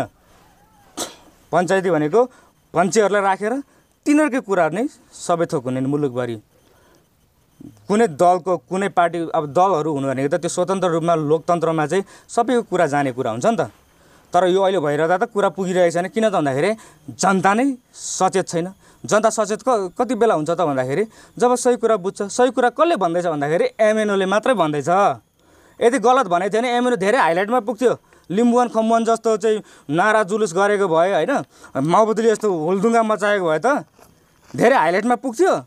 तर विचार चाहिँ क्रान्तिकारी थिएन, सफल भएन र त्यो तपाईँको विलिन भएर गयो। किन क्रान्तिकारी विचार नै बाट नै तपाईँको क्रान्तिकारी त्यो भावना जाग्छ र सफल पनि हुँदै जाने हो क्या। विचारै त छैन, बिना पत्तामा हाम्रो मान्छेलाई उक्सायो। अघि सुरुमा मैले कुरा राख्नुभन्दा अगाडि भनेको थिएँ नि, हाम्रो भाषणबाजी होइन, जुन भाषणबाजीले चाहिँ आतङ्कित बनाउने, तपाईँ हिंसात्मक बनाउने, त्यति बेलाका कम्युनिस्टहरूले चाहिँ कस्तो भाषण दिन्थ्यो अरे भन्दाखेरि पुरा खुन तताइदिने क्या, खुन तताइदिने, खुकुरी बोकेर चाहिँ मारकाट गरिहाल्ने, त्यस्तो खालको भाषणबाजीमा चाहिँ हाम्रो युवाहरूलाई चाहिँ फोकस गराइदिन्थ्यो रहेछ। अनि खुन तताइदिने, लड्नु पठाउने, मारी माग्ने, त्यस्तो भयो नि त। तर त्यो होइन, हामी संयमता अपनाएर चाहिँ विचारले जितेर चाहिँ कुरा राखौँ। झुक्छ सही कुरामा झुक्नुपर्छ, झुकेन भने उसैको घाटा हुन्छ नि त। त्यो भएकोले गर्दाखेरि डाक्टर गोपाल गुरुङ झुक्नु भएन, तर डाक्टर गोपाल गुरुङको अगाडि चाहिँ बाहुन छेत्री झुक्दै जानु पर्यो। किन भन्दाखेरि उहाँले 2017 सालमा भनेको लोकतन्त्र प्रान्तीय सरकार भनेको 62-63 को जनआन्दोलनबाट आएको आएन, आयो राजतन्त्र पनि हट्यो, लोकतन्त्र आयो, धर्मनिरपेक्ष आयो, प्रान्तीय सरकार पनि बन्यो। तर यही कुरा चाहिँ उहाँले भनिरहँदाखेरि महेन्द्रले त्यो 2017 सालमा चाहिँ पञ्चायती व्यवस्था लागू गर्यो। त्यसपछि अब सरासरी हाम्रो चाहिँ चिहान बनाउने काम गरे। अब यहाँबाट 17 सालदेखि हामीले हेर्दै जानुपर्छ।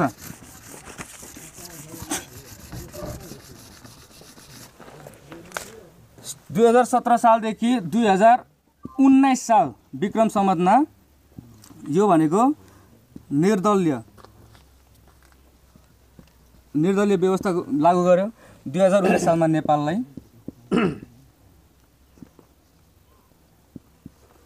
हिन्दू राष्ट्र घोषणा गर्यो। कहाँ हामीलाई चुकाइएको छ हैन। तर महेन्द्र अहिले आएर के छ त, महेन्द्र राजमार्ग वीरेन्द्रको नाममा विभिन्न जसले चाहिँ हाम्रो सर्वस्वै लुटिदियो, ती व्यक्तिहरूको नाममा चाहिँ विभिन्न राजमार्गहरू, विभिन्न त्यो म्युजियमहरूमा राख्ने हरेक कुराहरू त्यो सम्मान सत्कार गरिरहेको छ नि हैन। त्रिभुवन युनिभर्सिटी अरे, त्रिभुवन भनेको पनि सन्तान हो नि त हैन, महेन्द्रकै, उनीहरूको नाममा छ।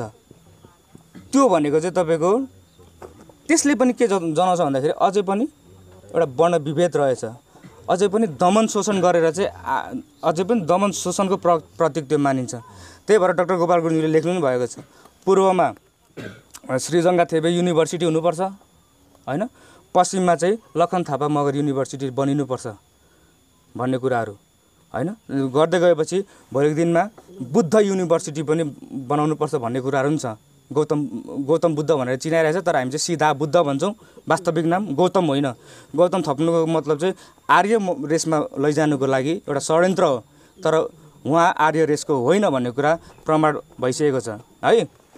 र अब यो 2019 सालमा हिन्दू राष्ट्र घोषणा गर्नु भनेको यो मुलुकमा रहेका अहिन्दू क्रिस्चियन, अहिन्दू बुद्धिस्ट, यो मुलुकमा त क्रिस्चियन बुद्धिस्ट पनि हुनुहुन्छ नि त, धर्मावलम्बीहरू होइन, जस्ता मुस्लिमहरूको चाहिँ एउटै चिहान खन्नु हो।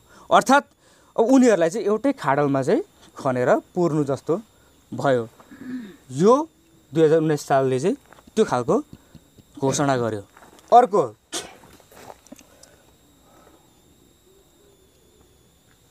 2020 विक्रम सम्वतमा के गर्यो भन्दाखेरि नागरिकताको कानुन ल्यायो। अब यसमा अलिकति व्याख्या म गर्छु, स्पष्ट हुनुपर्छ है।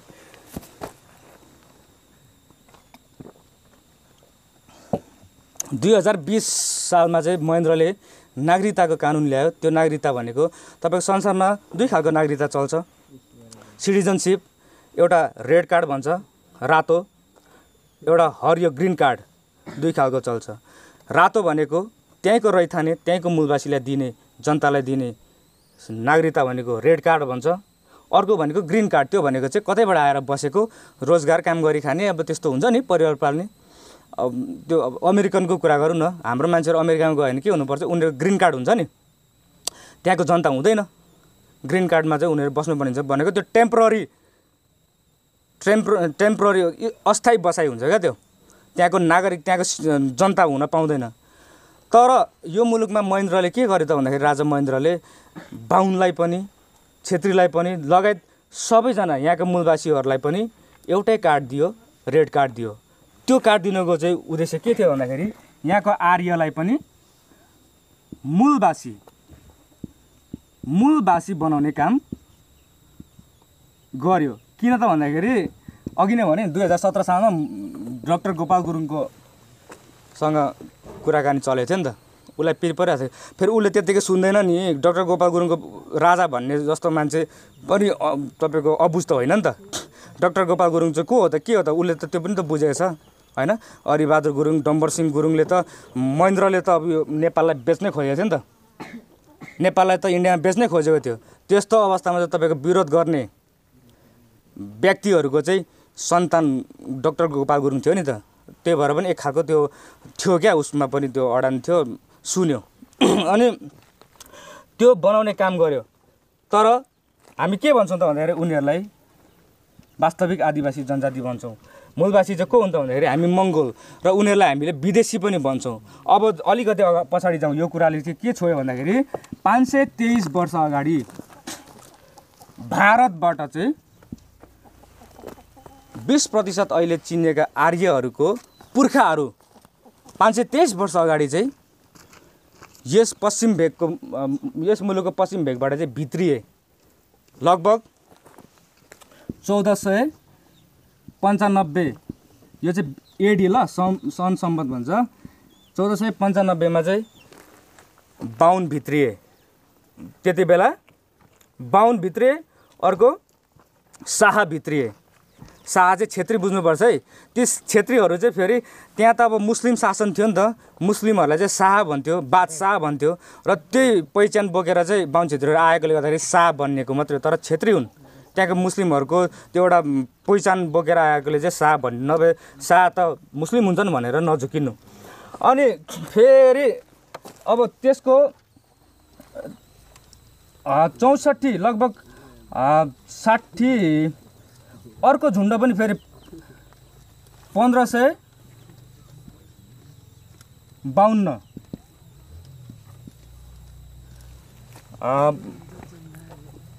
1552 समथिङमा चाहिँ अर्को झुन्ड पनि भित्रिए। लगभग 60-64 वर्षको अवधि ग्यापमा होला सायद। त्यति बेला चाहिँ बाहुन र राणाहरू पनि भित्रिए हो। त्यति बेला भित्रिँदाखेरि त्यहाँका थोरै जनजातिहरू पनि पसेका थिए क्या, असली जनजातिहरू पनि पसेका थिइन्। लगभग 6-7 हजार जनजातिहरू छन् यो मुलुकमा, कसैको देश भेष नभएको होइन। अनि यसको चाहिँ तपाईँको 1559 यो डेट पनि याद गर्नु होला। 1559 सन सम्बन्धमा चाहिँ पहिलो पटक यतिका समय, यो 1495 देखि 1559 समयसम्म त्यो अवधिभित्रमा चाहिँ ती 20% आर्यहरूले चाहिँ हाम्रो राज्यको चाहिँ रहन सहन, मान्छेहरूको वेशभाषा, परिवेश, नीति नियम, राजाको चाहिँ प्रवचनदेखि लिएर हरेक कुराहरू सुनेर लगभग 64 वर्षसम्म चाहिँ बुझ्दै बसे क्या। बुझ्दै गए। उनीहरूले पनि त्यत्तिकै षड्यन्त्र गर्नु सक्दैन नि त सुरुमै। कसैलाई ढाल्नु छ भने उसको हरेक कुरा हामीले बुझ्नुपर्ने हुन्छ नि त, कसैलाई चाहिँ लडाउनु फसाउनु छ भने। त्यो प्रकारले चाहिँ यो अवधिभित्रमा सबै कुराहरू चाहिँ बुझेर चाहिँ अनि षड्यन्त्र रच्न थाले। र लगभग 1559 मा चाहिँ गोर्खा, यो कुराहरू तपाईँले कतिले सुन्नु पनि भएको होला, सुन्नु पनि भएको होला, नसुन्नेहरूलाई चाहिँ पनि भयो है, सुन्नेहरूलाई पनि रिभिजन हुन्छ, झन् बुझिन्छ। गोर्खाको घले राजा हाम्रो मङ्गोल पुर्खालाई चाहिँ द्रव्य शाह भन्ने राजाको निर्देशनमा अनि उसको खटाइमा चाहिँ अनि गणेश पाण्डे र नारायण अर्याल 3 जनाको टिमले चाहिँ, त्यसमा पनि 3-4 जना अरू पनि थियो रहेछ, त्यो घरथर भन्दो रहेछ क्या, 6 जनाको टोली घरथर।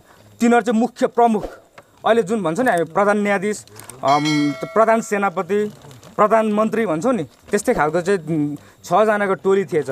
अनि उनीहरूको षड्यन्त्रबाट चाहिँ घले राजाको टाउको गिर्न सफल भयो। त्यसपछि लगभग 1 महिनासम्म चाहिँ हाम्रो पुर्खाहरूलाई चाहिँ गिर्दै यो भनेको लमजुङ र गोर्खाको बिचमा बग्ने एउटा तपाईँको चेपे खोला छ। त्यहाँ चाहिँ हाम्रो मान्छेलाई 2 ठुङ्गा बनाउँदै फ्याँकिदिने काम गर्यो। खोलाभरि चाहिँ तपाईँको रगत बग्ने काम भयो। त्यसरी चाहिँ त्यति मात्रै गरेन, कुनै पनि एउटा नीति नियम हुन्छ राजतन्त्रको बेलामा। आफ्नो राज्य हुँदाखेरि एउटा नीति नियम हुन्छ। जस्तै म एउटा राज्यको राजा छु, उहाँ हाम्रो इन्द्र राईजी हुनुहुन्छ, उहाँ एउटा राज्यको चाहिँ राजा हुनुहुन्छ भने हेर्नु है, यदि हामी बिचको युद्ध छ भने सिपाही लडाउँछौँ नि त होइन। यदि तपाईँले जित्नुभयो भने यो राज्य तपाईँले कब्जा गर्न पाउनुहुन्छ, एउटा नीति नियम त्यो छँदैछ। तर के गरे त भन्दाखेरि द्रव्य शाहदेखि पृथ्वीनारायण शाहदेखि चाहिँ तपाईँको के अरे रणबहादुर शाह गिरवान युद्धसम्म चाहिँ कस्तो खालको लडाइँ भयो भन्दाखेरि राज्य कब्जा मात्रै गर्ने होइन, त्यहाँको जनताहरूलाई मार्ने पनि, त्यहाँको जनताहरूको वेशभाषा धर्म संस्कृतिलाई पनि खत्तम बनाउने। पृथ्वीनारायण शाहले त तपाईँको लगभग 30,000 भन्दा अगाडिको चाहिँ इतिहासहरू चाहिँ मङ्गोलहरूको इतिहास चाहिँ 21,000 पानामा लेखिएको इतिहास चाहिँ जलाएर फ्याँकिदिएको इतिहास पनि रहेछ। अनि त्यो पृथ्वीनारायण शाहलाई चाहिँ जसले चाहिँ मगर गुरुङहरूको चाहिँ तपाईँको नाक कान काटिदियो, अब भनौँ खत्तमै बनाइदियो र पूर्वमा आएर पनि फेरि राई लिम्बूहरूलाई पनि त्यसरी नै खत्तम बनाउने पृथ्वीनारायण शाहलाई चाहिँ हामीले चाहिँ यो मुलुकको एकीकरण गर्ने महान व्यक्ति हुँ भन्नु भनेको तपाईँ हामी त्यो एक खालको मूर्खाइ हुन्छ। अब यो बुझिसकेपछि पृथ्वीनारायण शाहलाई हामीले चाहिँ एकीकरणको नाममा चाहिँ ठुलो महान व्यक्ति भनेर हामीले ठान्नु हुँदैन। ऊ भनेको चाहिँ हाम्रो पुर्खा मार्ने हत्यारा हुन् भन्ने चाहिँ हामीले बुझ्नु पऱ्यो। तर पाठ्यक्रममा चाहिँ अघि पनि मैले भने गलत इतिहास घोकाइएको छ। उनीहरूकै पुर्खाहरूलाई, उनीहरूकै चाहिँ सन्तानहरूलाई चाहिँ पाठ्यक्रममा राखिएको छ, उनीहरूकै कुरालाई चाहिँ सिकाइरहेको छ हामी मङ्गोलहरूलाई। हाम्रो इतिहास चाहिँ खोइ कता गयो होइन। लमजुङको श्रीपति गुरुङ, सुखदेव गुरुङ हाम्रो पुर्खाहरू थिए। ती पुर्खाहरूको बारेमा खोइ पढाइएको। लखन थापा मगरको बारेमा थोरै लेख्यो। श्रीजङ्गा थेबे भनेको चाहिँ 5 थरे चाहिँ भाषा लिपिको लागि लड्ने हाम्रै पुर्खा हुनुहुन्थ्यो होइन। ती पुर्खाहरूको विषयमा चाहिँ पढाइएन, अध्ययन गराइएन। र यही हो तपाईँको 2020मा चाहिँ त्यसरी उनीहरू विदेशी भएर आएर चाहिँ जब हाम्रो पुर्खाहरू गिर्दै गए होइन, त्यसले चाहिँ के देखायो त भन्दाखेरि ती व्यक्तिहरू चाहिँ, ती आर्यहरू चाहिँ यो मुलुकको लागि विदेशी हुन्, शरणार्थी हुन् भन्ने बुझाए। तर यो 2020मा चाहिँ मूलवासी बनाउने काम गरे क्या। तर हुन्छ त गलत कुरा, उसले कानुनै बनाए पनि कानुन त परिवर्तन हुन्छ नि त होइन। आज जुन संविधान छ त्यो संविधानमा खस आर्य लेखिएको छ, हामीलाई आदिवासी जनजाति कामी दमाई सार्की भनेर लेखिएको छ होइन। तर जब हाम्रो बहुमत हुँदै जान्छ त्यो खस आर्यको ठाउँमा खस आर्य लेखिए पनि हाम्रो ठाउँमा चाहिँ मङ्गोल लेखिन्छ नि त। कानुन त परिवर्तन गर्न सक्यो नि त होइन। जुन कानुन चाहिँ राम्रो हुँदैन, जुन कानुनले लागू गर्दाखेरि समाजको निमित्त चाहिँ उद्धार हुँदैन भने त्यो कानुन त हामीले परिवर्तन गर्नुपर्ने हुन्छ नि त। र यो उसले लेख्यो, अब हिन्दू राष्ट्र बनायो, हिन्दूहरूको लागि मात्रै, हिन्दूको राजा मात्रै भयो, मङ्गोल अहिन्दूहरूको लागि राजा भएन, यस्तो कानुन बनायो। तर यो कानुन बनाउनु ठुलो कुरो होइन, परिवर्तन त हुन्छ नै। अनि फेरि अर्को के गरे त भन्दाखेरि 2021 सालमा चाहिँ भूमि सुधार ल्यायो। भूमि सुधार भनेको ल्यान्ड रिफर्मेसन भन्छ। यो भूमि सुधार ल्याइसकेपछि लगभग 2022 सालसम्ममा लगभग हाम्रो मङ्गोलको हातमा भएको जमिनहरू चाहिँ बाहुन क्षेत्रीको हातमा पुर्याइयो। जति पनि जमिनहरूको जमिनदार हाम्रो मान्छेहरू थिए पुर्याइयो। यो एउटा घटना म सुनाउन चाहन्छु, झापाको घटना हो। इलामदेखि झापाको एउटा घटना छ। इलाममा तपाईँको त्यति बेला कङ्ग्रेसको चाहिँ सरकार, कङ्ग्रेसको पावर थियो। इलाममा चाहिँ तपाईँको राई लिम्बूहरूलाई चाहिँ षड्यन्त्र गरेर मार्नको निमित्त चाहिँ त्यहाँ बसेका बाहुन क्षेत्रीहरूले चाहिँ हतियार दिनु पर्यो भने चाहिँ निवेदन लेखेछ क्या कङ्ग्रेसलाई हो, कङ्ग्रेस पार्टीलाई चाहिँ हेर्नु है। अनि हतियार पनि दिने काम भएछ, तर राई लिम्बूहरूले चाल पायो। के चाल पायो भन्दाखेरि बाहुन छेत्री, त्यहाँ उनीहरूसँग बस्ने बाहुन छेत्रीले चाहिँ कङ्ग्रेससँग चाहिँ नेपाली कङ्ग्रेससँग चाहिँ हतियार मागेर चाहिँ हामीलाई मार्न खोजिरहेको त्यो षड्यन्त्र चाल पाएछ। 2007 देखि 8 सालको कुरा त्यो, 7 सालबाट त पावरमा आयो नि त कङ्ग्रेस पनि होइन। 2008मा चाहिँ इलामदेखि खेदेको झापा भाग्दै भाग्दै भाग्दै बाहुन छेत्रीहरू झापा झरे। झापाको पनि कुन ठाउँमा झऱ्यो भन्दाखेरि जहाँ राजवंशी अथवा मधेसी मुलुकका मङ्गोलहरू, राजवंशी थारू सतार किसानहरू हामी देख्छौँ नि, अलिक काला काला भएका छन्। हामी पनि उनीहरूसँग त्यो खालको काम गऱ्यौँ भने हामी पनि काला हुन्छौँ। यो त परिवेश लुवाई खुवाइले पनि आउने हो क्या। तर जुन डिएनए छ नि, डिएनए हामी भित्रको त्यो जुन उत्पत्तिको कुरा म्याचिङ गऱ्यो भने उनीहरूको डिएनए र हाम्रो डिएनए म्याच हुन्छ। फेरि त्यो भनेको चाहिँ अस्तित्वको कुरा आयो क्या। तर आर्यसँग हामीले म्याच गरौँ, हाम्रो डिएनए 1% पनि म्याच हुँदैन। त्यो डिएनएले पनि चाहिँ प्रमाणित गर्यो। यो डिएनएको म्याचिङ चाहिँ कसरी चाहिँ प्रष्ट हुन्छ भन्दाखेरि एउटा फेरि आउँछ घटना, म भन्न चाहन्छु, अघि छुटेको थियो। पाल्पाको दोभानमा चाहिँ लगभग 36 सालदेखि 39 सालसम्मको 3 वर्षको अध्ययनमा चाहिँ अमेरिकन वैज्ञानिक जेएच हटचिसन भन्ने छ, उसको टोलीले चाहिँ पाल्पाको दोभानमा चाहिँ एउटा बङ्गारा भेटायो क्या। त्यो बङ्गारालाई चाहिँ अमेरिकाको ल्याबमा गएर चाहिँ टेस्ट गर्दाखेरि त्यो दाँत चाहिँ 1 करोड 10 लाख पुरानो बङ्गारा थियो। त्यो बङ्गारा चाहिँ कसको भनेर खोज गर्दाखेरि मङ्गोलको थियो क्या, आर्य नस्लको पुर्खाहरूको थिएन। त्यो चाहिँ अझै पनि हामी त्रिभुवन युनिभर्सिटीको विज्ञान सङ्ग्रहालयमा होइन हामीले गएर हेर्न सक्छौँ हाम्रो पुर्खाको बङ्गारा। त्यो त्यहाँ ल्याएर राखिएको छ। यसले पनि के बुझाउँछ भन्दाखेरि हामी यो मुलुकको मूलवासी मङ्गोल अनि मधेसी मुलुकका मङ्गोल राजवंशीहरूको बसाइ थियो झापामा होइन, मेचे कोचेहरूको बसाइ थियो। त्यहाँ चाहिँ बाहुन छेत्री भाग्दै भाग्दै पुगे र पछि के देखियो भन्दाखेरि भूमि सुधार सँगसँगै तपाईँको सबै राजवंशीहरू त हात्ती पाल्ने जमिनदार, मेचे कोचेहरू त त्यस्तो समुदाय थियो नि त, हात्ती पालेर बस्ने जमिनदार, जमिन अब आँखाले नभ्याउने खालको जमिन थिएछ। तर त्यहाँबाट भाग्दै भाग्दै आएको बाहुन छेत्रीहरूले चाहिँ कब्जा गर्दै गर्दै गर्दै गर्दै हाम्रो मूलवासी, त्यहाँका मधेसी मुलुकका मूलवासीहरूलाई चाहिँ अब यता पनि हाम्रो त कब्जा गर्दै गर्दै 21 भूमि सुधारमा त हाम्रो जमिनहरू सबै बाहुन छेत्रीको हातमा पुर्यायो। र त्यहाँ त्यो घटनामा चाहिँ त्यसरी तपाईँको कब्जा गर्दै गर्दै गर्दै सुकुम्बासी बनाएको अवस्था छ। म पढ्ने मेची मल्टिपल क्याम्पस भद्रपुर है, त्यो जमिन चाहिँ राजवंशीको थियो अरे क्या पहिला, अहिले बाहुन छेत्रीको छ। त्यो सुकुम्बासी भएर तपाईँको एउटा जग्गा र घुरेर करेसो बारी मात्रै आँट्ने खालको ठाउँमा बसिरहेको छ। त्यो पनि ऋणले चाहिँ तपाईँको हैरानै छ। अहिले त जल्दो बल्दो छ नि यो किस्ताबन्दी, यसबाट दूर दूर हुनु होला। यो किस्ताबन्दी खेल्ने हरेक कुराहरूले महिनै पछि 15 दिनै पछि दुइरहेको हुन्छ। हामी चाहिँ तपाईँको तिर्दा तिर्दै तिर्दा तिर्दै ब्याङ्क धनी भइसकेको हुन्छ। यस्तो नीति पनि छ, यसबाट पनि वञ्चित हुनु होला। किनभने यो कुराले पनि हामीलाई चाहिँ तसनस बनाइसकेपछि राजनीति कहाँबाट घुस्ने, मनभरि पिर छ, ऋणै ऋण छ होइन, दिमागभरि तनावै तनाव छ। अनि मङ्गल मूलवासी भनेर हेर्ने सक्ने अवस्था पनि नभएको समाज देखिन्छ नि। हेर्नुहोस्, यस्तो कुराहरूबाट पनि जोगिनु पऱ्यो है। मेरो आमा चाहिँ यति सचेत हुनुहुन्थ्यो कि यो विषयमा, त्यो भएकोले गर्दाखेरि म अहिले यहाँ आएर उभिन सकेर उभिएर बोल्न सक्ने भएको छु। नभए उहाँ पनि त्यो प्रकारले अब कति त्यसरी बिग्रिरहेको छ क्या समाज, म देख्छु होइन। तर यसबाट चाहिँ हामी चाहिँ जोगिएछौँ है, किन जोगिएर चाहिँ म अलिकति सक्षम भएर चाहिँ बोल्न सक्ने भएको छु नि त होइन। कसैले मलाई पैसा दिएर चाहिँ पठाएको होइन होइन, यो त अलिकति त्याग तपस्या बलिदान हामी आफैले गर्ने कुरा हो। जागिर, अघि पनि मैले भने जागिर होइन, यो एउटा जिम्मेवारी ठान्नु पऱ्यो क्या। हामी एक व्यक्ति एक प्रति व्यक्तिको महत्त्व नै ठुलो कुरो छ, जुन भोटसँग गाँसिन्छ। 1 पर्सन 1 भोट 1 भ्यालु सबैको बराबर छ क्या। उहाँ अङ्कलले दिने हुने भोट मैले दिने भोट होइन, ज्याला मजदुरी गर्नेले दिने भोट, अब ठुलो बिजनेसम्यान व्यापार गर्ने त्यो विनोद चौधरी होइन टप छ नि, उसले दिने भोटको भ्यालु सेम छ क्या।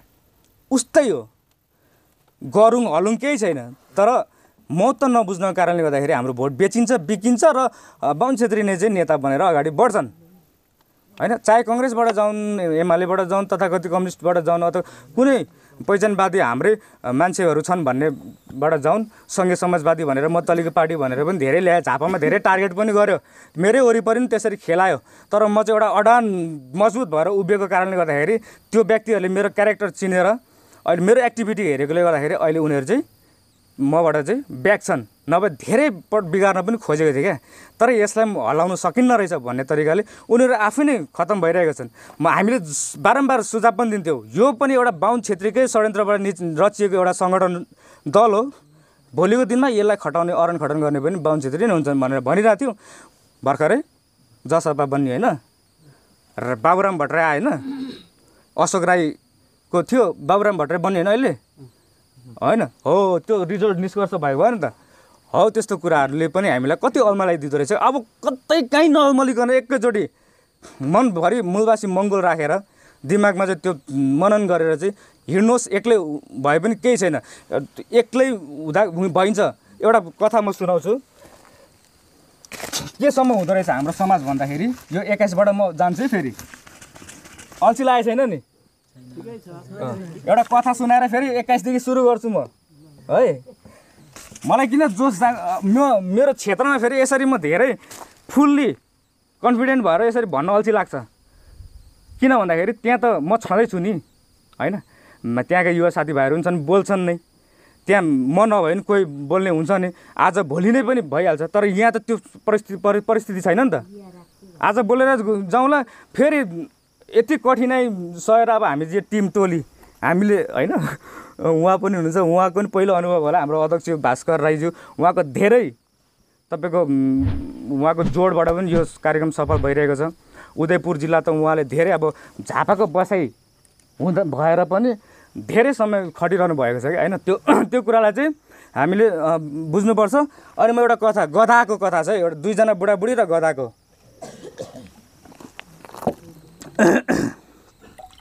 एक दिन चाहिँ दुईजना बुढाबुढीले गधालाई लिएर चाहिँ डोर्याएर चाहिँ भनौँ अब गधालाई त्यो पगरी के भन्छ दाम्ला समातेर गाउँको बाटो बिचबाट पनि लिएर जाँदै थियो अरे क्या। एउटा गल्ली आउँछ,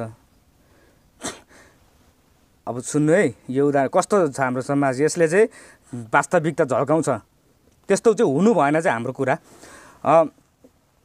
गाउँलेहरूले त्यो एउटा गल्ली आउँछ, के भनेछ भन्दाखेरि अरे कस्तो खालको बुढाबुढी रहेछ मूर्खहरू, गधामा चढेर हिँड्नु नि, गधालाई चाहिँ डोर्याउँदै आउने, गधा त भारी बोक्ने, चढेर हिँड्नु भनेर भनेछ क्या एउटा गल्लीकोमा आइपुग्दा। अनि उनीहरूले सुन्यो, गाउँलेहरूले जे भन्छ हो नै भन्ने क्या, गलत पनि त हुनसक्छ। 10जनामा 9जनाले चाहिँ एउटा बहुमत ल्यायो, एकजना चाहिँ एक्लो पर्यो, तर सायदै त्यो एक्लैले भनेको त सही हुन सक्ला नि त फेरि होइन, एक्लैले भनेको त सही हुनसक्छ, त्यस्तो कुरा आउँछ नि त। अनि ए हो त है भनेर चाहिँ उनीहरूले चाहिँ अब दुईजनै चढेछ गधामा दुईजनै चढेर जाँदै थियो अरे। अर्को गल्ली आयो, त्यहाँ गल्लीमा बसेको मान्छेले के भनेछ, कस्तो पापी निर्दयी रहेछ बिचरा, त्यो गधाको माथि हेर बुढाबुढी त्यसरी चढेर भारी दुःख भनेर चाहिँ त्यसरी कुरा काट्यो, आरोप लगायो होइन। अरे हो साँच्चै पो हो क्या हो, अब लाग्यो उनीहरूलाई मनमा, त्यो लागिहाल्छ नि। हाम्रो समाज कति सोझो छन्, इमान्दार छन्, अब भन्ने बित्तिकै हो नै भन्ने भइहाल्छ क्या। तर बाहुन क्षेत्रीहरूले चाहिँ 3-4 पटकसम्म सोच्छन् क्या।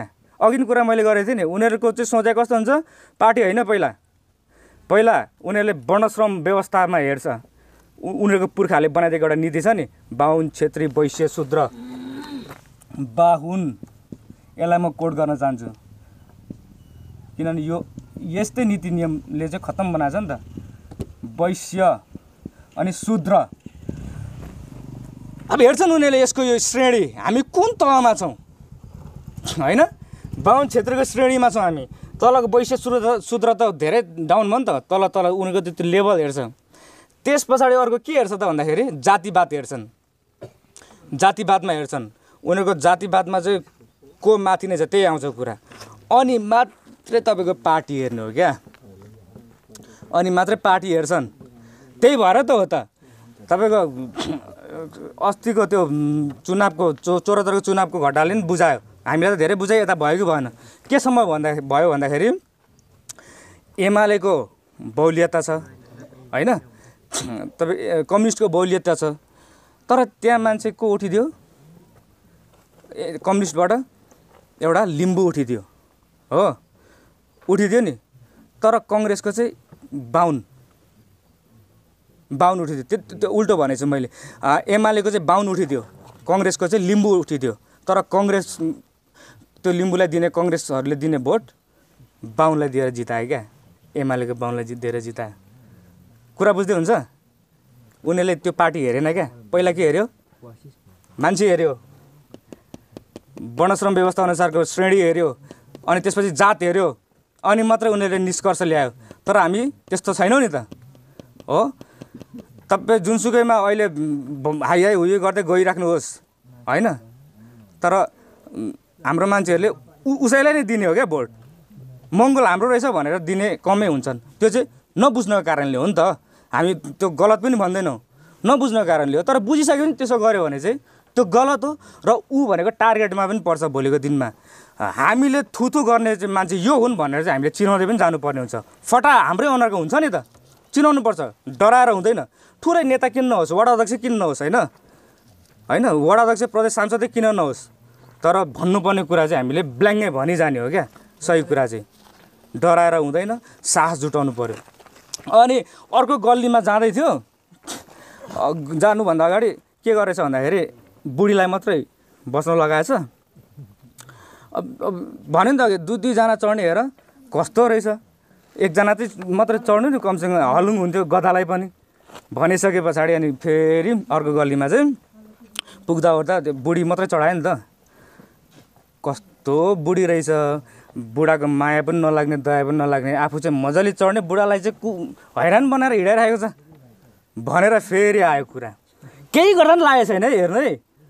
त्यसपछि फेरि के गर्यो त भन्दाखेरि बुढीलाई उतार्यो, बुढा चढ्यो है, बुढीलाई उतार्यो, बुढा चढ्यो। फेरि अर्को गल्लीमा गएपछि के भयो त फेरि, कस्तो नामर्द रहेछ, बुढीलाई चाहिँ कुदाएर आफू चाहिँ छोरा मान्छे भएर ऊ चाहिँ चढ्ने, त्यस्तो आयो।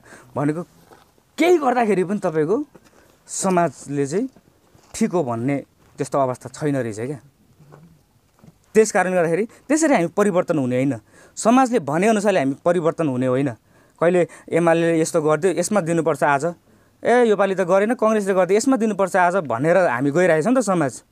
त्यो होइन, त्यसरी चाहिँ खत्तम हुँदो रहेछ भन्ने कुरा त्यो कथाले पनि बुझायो होइन। हामी कथाको जस्तो कथामा चाहिँ हामी लागि पर्नु भएन। एउटा अडानमा चाहिँ विचार, यो विचार नै हो रहेछ भन्ने विश्वास, जब विश्वास गर्छौँ अनि मात्रै हामी देख्छौँ क्या। विश्वास गर्दैनौँ भने यो सङ्गठनमा केही पनि देख्दैनौँ। हेर्नुहोस्, विश्वास गरौँ त सबै कुरा देख्दै देख्दै जान्छौँ। नदेखिएको कुरा, लुकाइएको कुरा पनि हामी खोतली बुझ्दै जान सक्छौँ।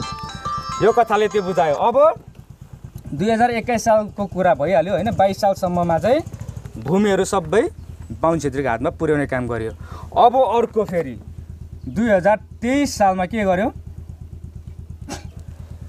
नेपालको झन्डा अहिले जुन हामी देख्छौँ नि 2 चुच्चे झन्डा, त्यो झन्डालाई चाहिँ राष्ट्रिय झन्डा बनाइयो।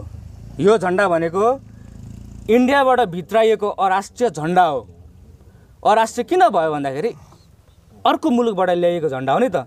त्यति मात्रै नभएर किन अराष्ट्रिय भन्दाखेरि यसमा हाम्रो मुलुकको, हाम्रो जनताको, यसभित्रको देश त जनताले बन्ने हो नि त होइन। त्यतिकै देश बन्ने होइन नि त। देशको गुणगान गाउनु चाहिँ मात्र देशप्रेमी होइन नि त। देश त जनताले बन्ने त। जनतै खत्तम छ, जनताले नै चाहिँ बिगारेको छ, गरिब बनाएको छ भने देशको माया त कसरी गर्ने त होइन। तर राष्ट्रिय झन्डा फहराउने, राष्ट्रिय गान गाउने त्यो भनेको प्रेम होइन। यहाँको जनतालाई चाहिँ अगाडि बढाउन सक्नु पऱ्यो। यहाँको जनतालाई चाहिँ तपाईँको गरिबीको रेखाबाट चाहिँ अगाडि उठाउन सक्नु पऱ्यो। त्यो चाहिँ देशप्रेमी हो, त्यसरी चाहिँ बुझ्नु पऱ्यो। अब त्यही झन्डालाई चाहिँ, जुन झन्डामा चाहिँ हाम्रो केही पनि छैन, त्यो झन्डा भनेको हिन्दू राजाहरूको प्रतीक हो। अन्तिम राजा पृथ्वीराज चौहानले चलाउने हिन्दू राजाहरूको प्रतीक हो।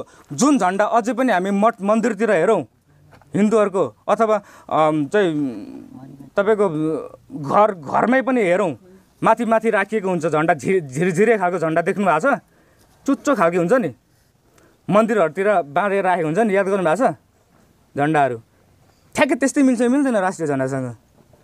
त्यो चाहिँ उनीहरूको झन्डा चाहिँ एउटा मात्रै छ चुच्चो, यहाँ चाहिँ दुईवटा चुच्चो किन राख्यो भन्दाखेरि हाम्रो पुर्खा भनेको चन्द्रवंशी बुद्धिस्ट राजाहरू थिए नि त, बुद्धलाई मान्ने राजाहरू थिए।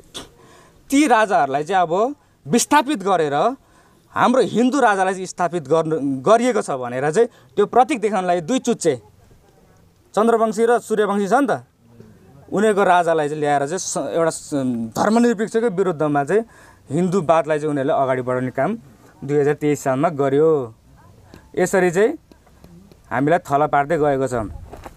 अनि मात्रै अब यो कुराहरू त डाक्टर गोपाल गुरुङले हेर्दै जानुभयो नि त। त्यहाँदेखि चाहिँ डाक्टर गोपाल गुरुङज्यूले राजालाई त त्यति बेला अलिअलि मन पराउनु पनि भएको थिएछ क्या, योभन्दा अगाडि चाहिँ कुरा सुनिदियो गर्ने रहेछ भन्ने कुरा।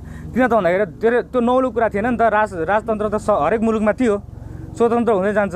यहाँ तर महेन्द्रलाई भनेको नि त, तपाईँ राजाबाट चाहिँ राजापद त्यागेर चाहिँ आजीवन राष्ट्रपति बन्नुहोस्, त्यो भयो भने तपाईँको अस्तित्व पहिचान रहन्छ भनेर सुझाव दिएको हो नि त, होइन। अनि हुन्छ भनेर पनि अब भनेको अब ओके एक खालको भएको थियो।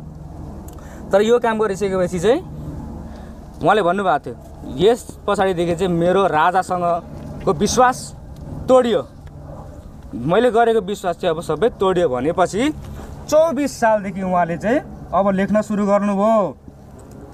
उहाँले कलम चलाउन थाल्नुभयो। त्यहाँदेखि चाहिँ पत्रकारको रूपमा, सम्पादकको रूपमा चाहिँ विभिन्न फुटकर कुराहरू लेखेर, होइन, पत्रिका अहिलेको हाम्रो मुखपत्र मङ्गल भिजन छ, होइन, त्योभन्दा अगाडि चाहिँ उहाँले साप्ताहिक पत्रिका अनि अब थन्डर बोल्ट भन्ने, न्यू लाइट भन्ने पत्रिकाहरू चाहिँ चलाउँदै जानुभयो। त्यसमा चाहिँ कुराहरू लेख्दै जानुभयो। 24 सालदेखि त्यो गरिसकेपछि हामीसँग पुस्तक छ सब, अधिकार छ चाहिँ।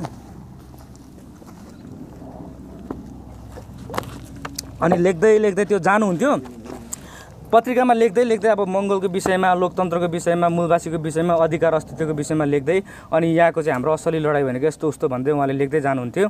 त्यही कुराहरूलाई समग्र समेटेर चाहिँ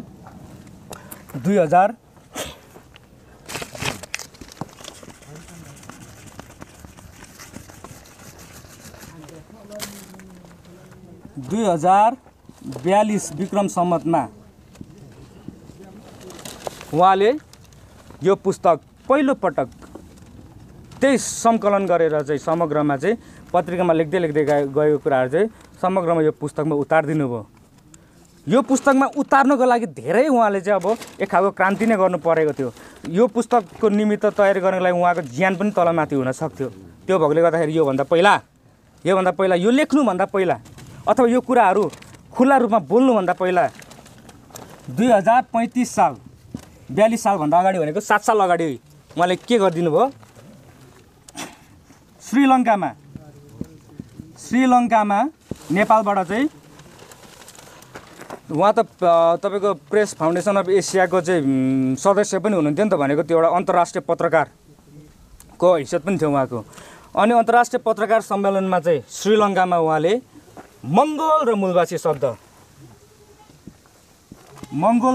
शब्द चाहिँ अन्तर्राष्ट्रिय जगतमा पुर्याउने काम गर्नुभयो यो शब्दलाई लिएर चाहिँ।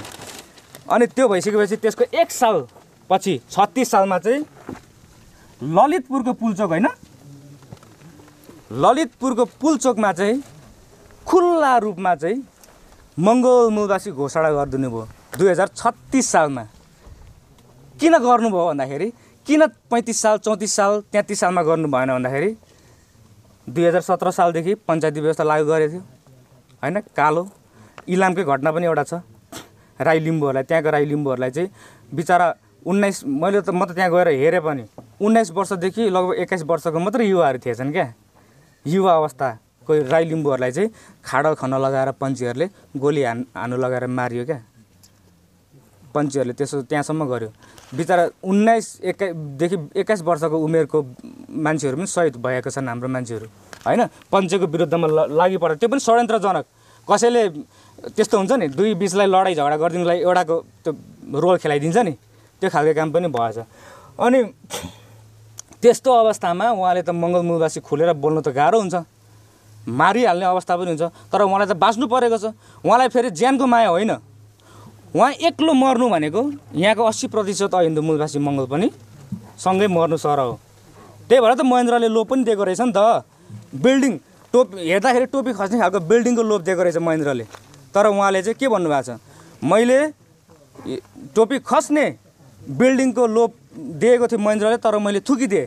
किन थुकिदिएँ भने यहाँका तमाम 80% अहिन्दू मूलवासी आफू मटाएर के गर्ने, यहाँका मङ्गोलहरू त खिरहेको छ, जस्ताको त्यस्तै छन्, कमजोर छन्, म एक्लै मटाएर के गर्नु भनेर चाहिँ मैले थुकिदिएँ भनेर उहाँले लेख्नु पनि भएको छ, भन्नु पनि भएको छ क्या। भन्नाले उहाँ एक्लो व्यक्ति, उहाँलाई त ज्यानको माया छैन, तर उहाँको ज्यान जानु भनेको यहाँको 80% मूलवासी मङ्गोलहरूको ज्यान जानु सर हो भन्ने तरिकाले चाहिँ उहाँले चाहिँ त्यो खालको डरले यहाँको 80% अहिन्दू मूलवासी मङ्गोलहरूलाई मैले जगाउन सक्छु कि सक्दिनँ, अस्तित्व स्वतन्त्रता दिलाउन सक्छु सक्दिनँ, त्यो डरले गर्दाखेरि चाहिँ बाँचेपछि त बाँच्दा त सङ्घर्ष हुन्छ नि होइन, आफू नै मऱ्यो भने कसरी सङ्घर्ष गर्ने भन्ने उहाँलाई त्यो भइसकेपछि 35 सालमा पहिलोपल्ट यो कुरालाई फैल्याउनु भयो होइन। फैलाइसकेपछि बुझायो नि त अन्तर्राष्ट्रियमा त। अनि यहाँ त मार्नु सकेन, यहाँ किन सकेन भन्दाखेरि अन्तर्राष्ट्रियले बुझिसक्यो यदि गोपाल गुरुङलाई मारियो भने त के जवाब दिने त नेपालका बाहुन क्षेत्रीहरूले होइन। जेल जीवन पनि त्यस्तै छ। जेल जीवनमा यो आयो, अब यसैमा जोडियो। अब चाहिँ 2042 सालमा चाहिँ नेपाली राजनीतिमा अधिकार सचाइ उहाँले लेख्नु भइसकेपछि यो भनेको काठमाडौँमा बाहुन क्षेत्रीहरूले 500 रुपियाँ तिरेर पनि राति पढेका छन्, जबकि त्यसको मूल्य अहिले त 100 रुपियाँ छ, त्यति बेला 10 देखि 15 रुपियाँ मात्रै थियो। तर 500 रुपियाँ तिरी पनि बाहुन क्षेत्रीले पढेका छन्। यो भन्सार काकरभिट्टाको भन्सारमा चाहिँ एक बोरा गोपाल गुरुङले लेखेको पुस्तक चाहिँ त्यहाँनिर रोकियो, एउटा पुस्तक पनि छिर्नु भएन भन्ने तरिकाले चाहिँ मदन भण्डारीले रोक्न पनि लगायो। तपाईँको त्यो त्यति त्यो पवन चामलिङको कुरा आउँछ क्या, पवन चामलिङलाई जिताउने नै यही पुस्तक हो, गोपाल गुरुङले लेख्नुभएको पुस्तकले जिताएको। यो पुस्तक लेख्नुको कारण पनि त्यो पवन चामलिङले एक खालको गुरु मानेको थियो क्या डाक्टर गोपाल गुरुङ, तर पवन चामलिङले जितिसकेपछि उसले त्यही हिन्दूवादकै कुरा गरेर आफू बिकेर चाहिँ पद अनि लेख्नु पनि भएछ। पद र पैसाले चाहिँ मान्छेहरूलाई घमण्डी र स्वार्थी बनाउँदो रहेछ भनेर भन्नु पनि भएको छ क्या उहाँले। यो चाहिँ पवन चामलिङलाई भनेर तोकेर भन्नुभएको, किनभने उसले जितिसकेपछि गोपाल गुरुङलाई एकचोटि पनि भेट्न आएन छ क्या। तपाईँको जेल जीवन भयो होइन, निस्किँदाखेरि पनि भनेको भेट्नै आएन छ भनेको धोका दियो मलाई भन्नु पनि भएको छ क्या। यो पुस्तककै कारणले गर्दाखेरि मदन भण्डारी पनि गिरेको होइन।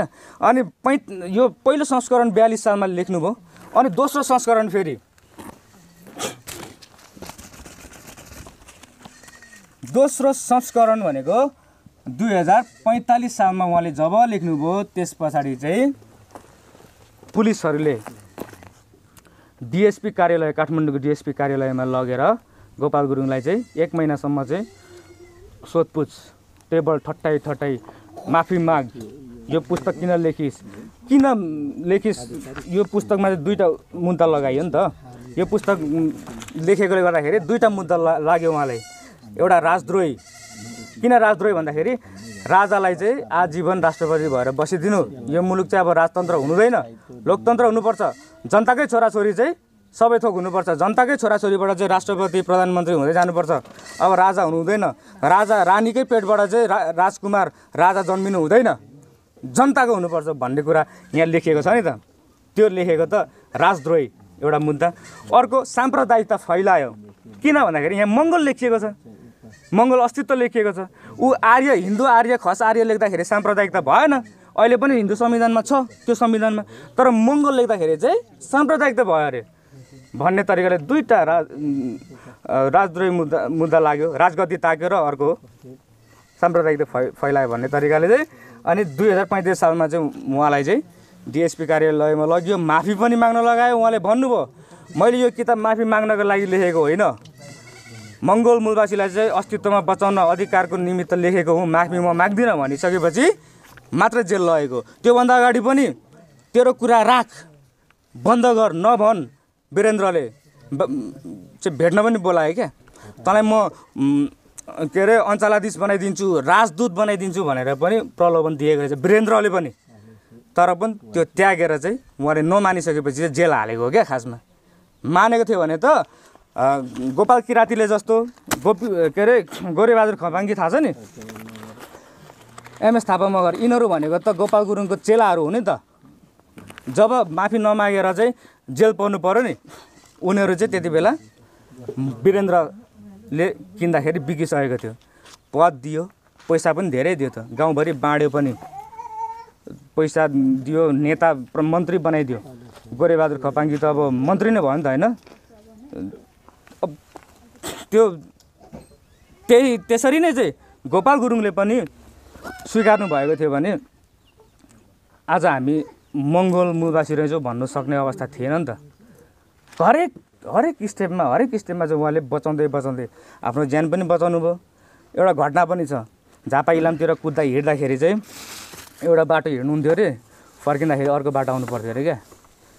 त्यो बाटो फेरि फर्किँदाखेरि अब उहाँको बाँच्नको लागि चाहिँ अब गाह्रो, गुन्डाहरू खटाइन्थ्यो नि त। अब गुन्डाहरूको फेस हेर्नुपर्छ फेरि मङ्गोलकै क्या। एउटा घटना पनि छ, पृथ्वीनगर भद्रपुर, हाम्रो पत्रकार साथी पनि उहाँको हुनुहुन्छ होइन। त्यहाँको कार्यक्रमबाट चाहिँ उहाँ आउँदाखेरि बसमा चाहिँ हाम्रै फेसको गुन्डाहरू चाहिँ खटाइएको रहेछ क्या। अन्टसन्ट अब विभिन्न प्रश्नहरू तेर्साउने, मातेको मान्छे पठाएर चाहिँ तपाईँको न्यु खोज्न लाउने त्यस्तो काम पनि गरिएको रहेछ होइन। तपाईँको बाराको जितपुरमा चाहिँ पनि चाहिँ तपाईँको हुलदुङ्गा मचाउने त्यस्तो षड्यन्त्र पनि रच्नेहरू हाम्रै मङ्गोल फेसको रहेछ। अहिले पनि देख्छौँ हामी होइन। एमालेका बाहुन छेत्री, कङ्ग्रेसका बाहुन छेत्रीहरूलाई बचाउनको लागि चाहिँ हाम्रै अनरघर आउँछन् नि, त्यो छ नि त होइन। त्यो चाहिँ त्यस्तो व्यक्तिहरूले चाहिँ आफ्नो पिँढीको लागि, आफ्नो पिँढीको उज्जवल भविष्यको लागि आवाज उठाउनु सक्ने हिम्मत राख्दैनन्। त्यो हिम्मत राख्न सक्ने चाहिँ अब यस सङ्गठनले जन्माउँदै जान्छ क्या।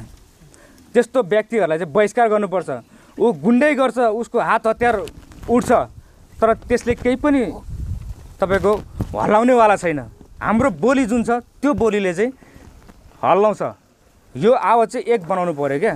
उहाँले बोल्ने आवाज, उहाँ अङ्कलले बोल्ने आवाज, उहाँ साथीले बोल्ने आवाज, उहाँ आमाले बोल्नु हुने आवाज, मैले बोल्ने आवाज एक भयो भने सबैभन्दा ठुलो हतियार त्यही हो। एउटा भनाइ छ नि, हजारौँ गोलीले हजारै मान्छे मार्ला, एउटा बोलीले लाखौँ करोडौँ मान्छे मार्न सक्छ।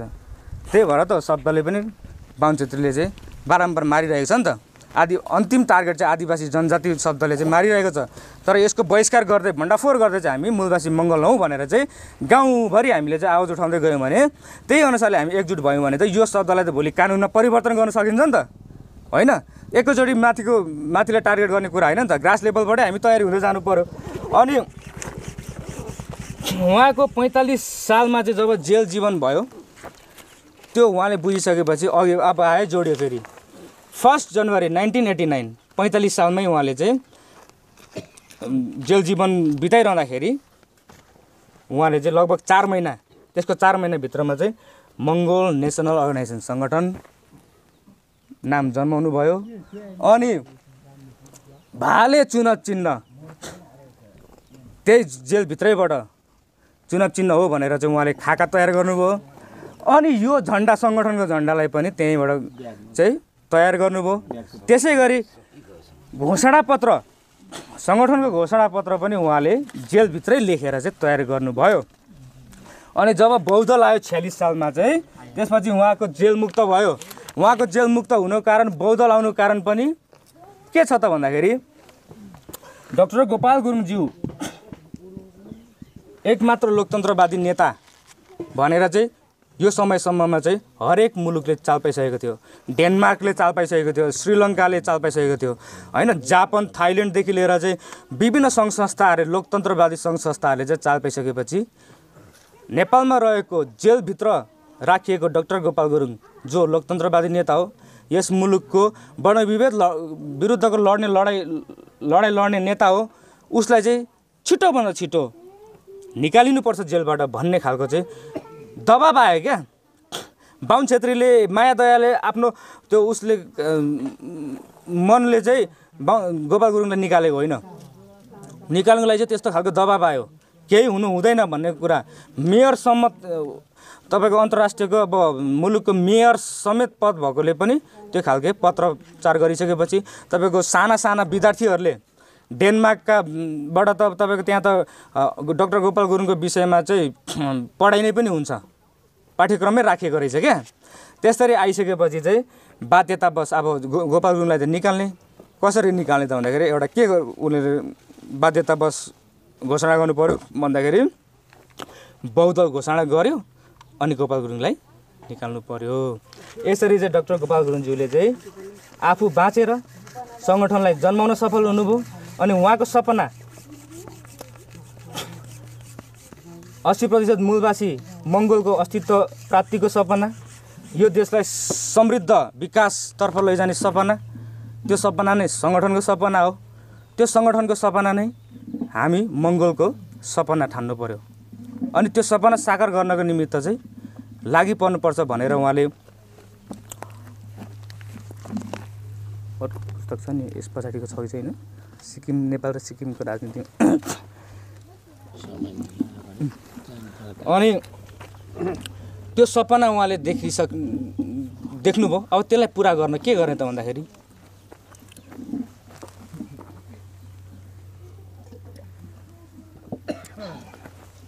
हेर्नु है 46 सालमै हो जनजाति शब्द सुरेश आले मगर र मोहन विक्रम सिंहले चाहिँ गोरखपुर, इन्डियाको गोरखपुर त्यो उत्तर प्रदेशमा पर्छ होइन, उत्तर प्रदेशको गोरखपुरमा चाहिँ त्यहाँको बाहुन क्षेत्रीय एउटा सम्मेलन भयो।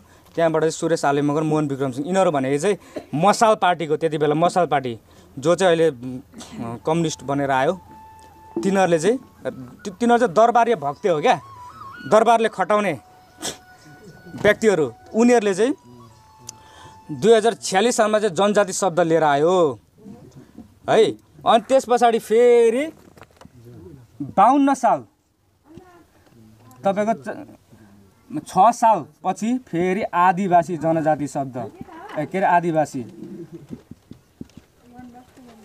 एमालेको अधिवेशन भयो विराटनगरमा, यो आदिवासी शब्द लिएर आयो। किन ल्यायो भन्दाखेरि जनजाति भनेको मङ्गोलको विरुद्धमा ल्यायो, आदिवासी भनेको मूलवासीको विरुद्धमा ल्यायो। यति मात्रै ल्याएन, अघि पनि कुरा आयो, यो शब्दलाई चाहिँ अगाडि बढाउनको लागि गोरेबहादुर खपाङ्गीलाई प्रयोगमा ल्याइयो। अब गोरेबहादुर खपाङ्गीको इतिहास भनेको हाम्रो निमित्त चाहिँ दुश्मनको रूपमा चाहिँ अब हामीले बुझ्नु पर्यो। ऊ भनेको चाहिँ फटाउन, हाम्रै मान्छे अनर भएर के गर्ने, तर बिग्यो फटाउन। तर गोपाल गुरुङलाई चाहिँ अब महान व्यक्ति हुनुहुँदो रहेछ होइन, आफ्नो ज्यान प्राणको बाजी थापेर भए पनि उहाँले चाहिँ जोगाउनको निमित्त सङ्गठनलाई, हाम्रो अस्तित्व इतिहासलाई बचाउनको निमित्त चाहिँ लागि पर्नुभयो। आप सबै त्याग्नुभयो। उहाँले मोज मस्ती केही गर्नु भएन, चाहनु भएको भए उहाँ मन्त्री पनि बन्न सक्नुहुन्थ्यो। घोडा यो कुरा हामीले बुझ्नु पऱ्यो क्या।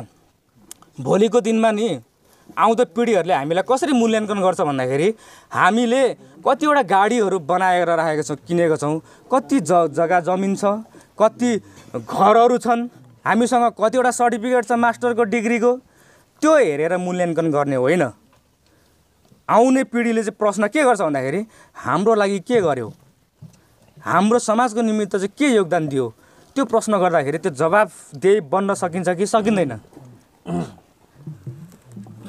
त्यो सम्झना लायकको हुन्छ कि हुँदैन, त्यसको लागि हामीले पिर गर्नु पऱ्यो क्या। गुन्द्रुक ढिँडो नै किन नखाउँ होइन, तर आफू नबिकिकन चाहिँ विचारमा चाहिँ अडान भएर बस्यौँ भने त्यो चाहिँ सम्झना लायकको आउँदो पिँढीहरूले सम्झिन्छन्। यो कुरा चाहिँ हामीले ख्याल गर्नु पर्यो। अनि यसरी जन्माइदिए पछाडि चाहिँ 52 सालसम्ममा यो खालको उनीहरूले काम रचिसकेपछि त्यही 52 सालमा 52 साल सायद यो 55 साल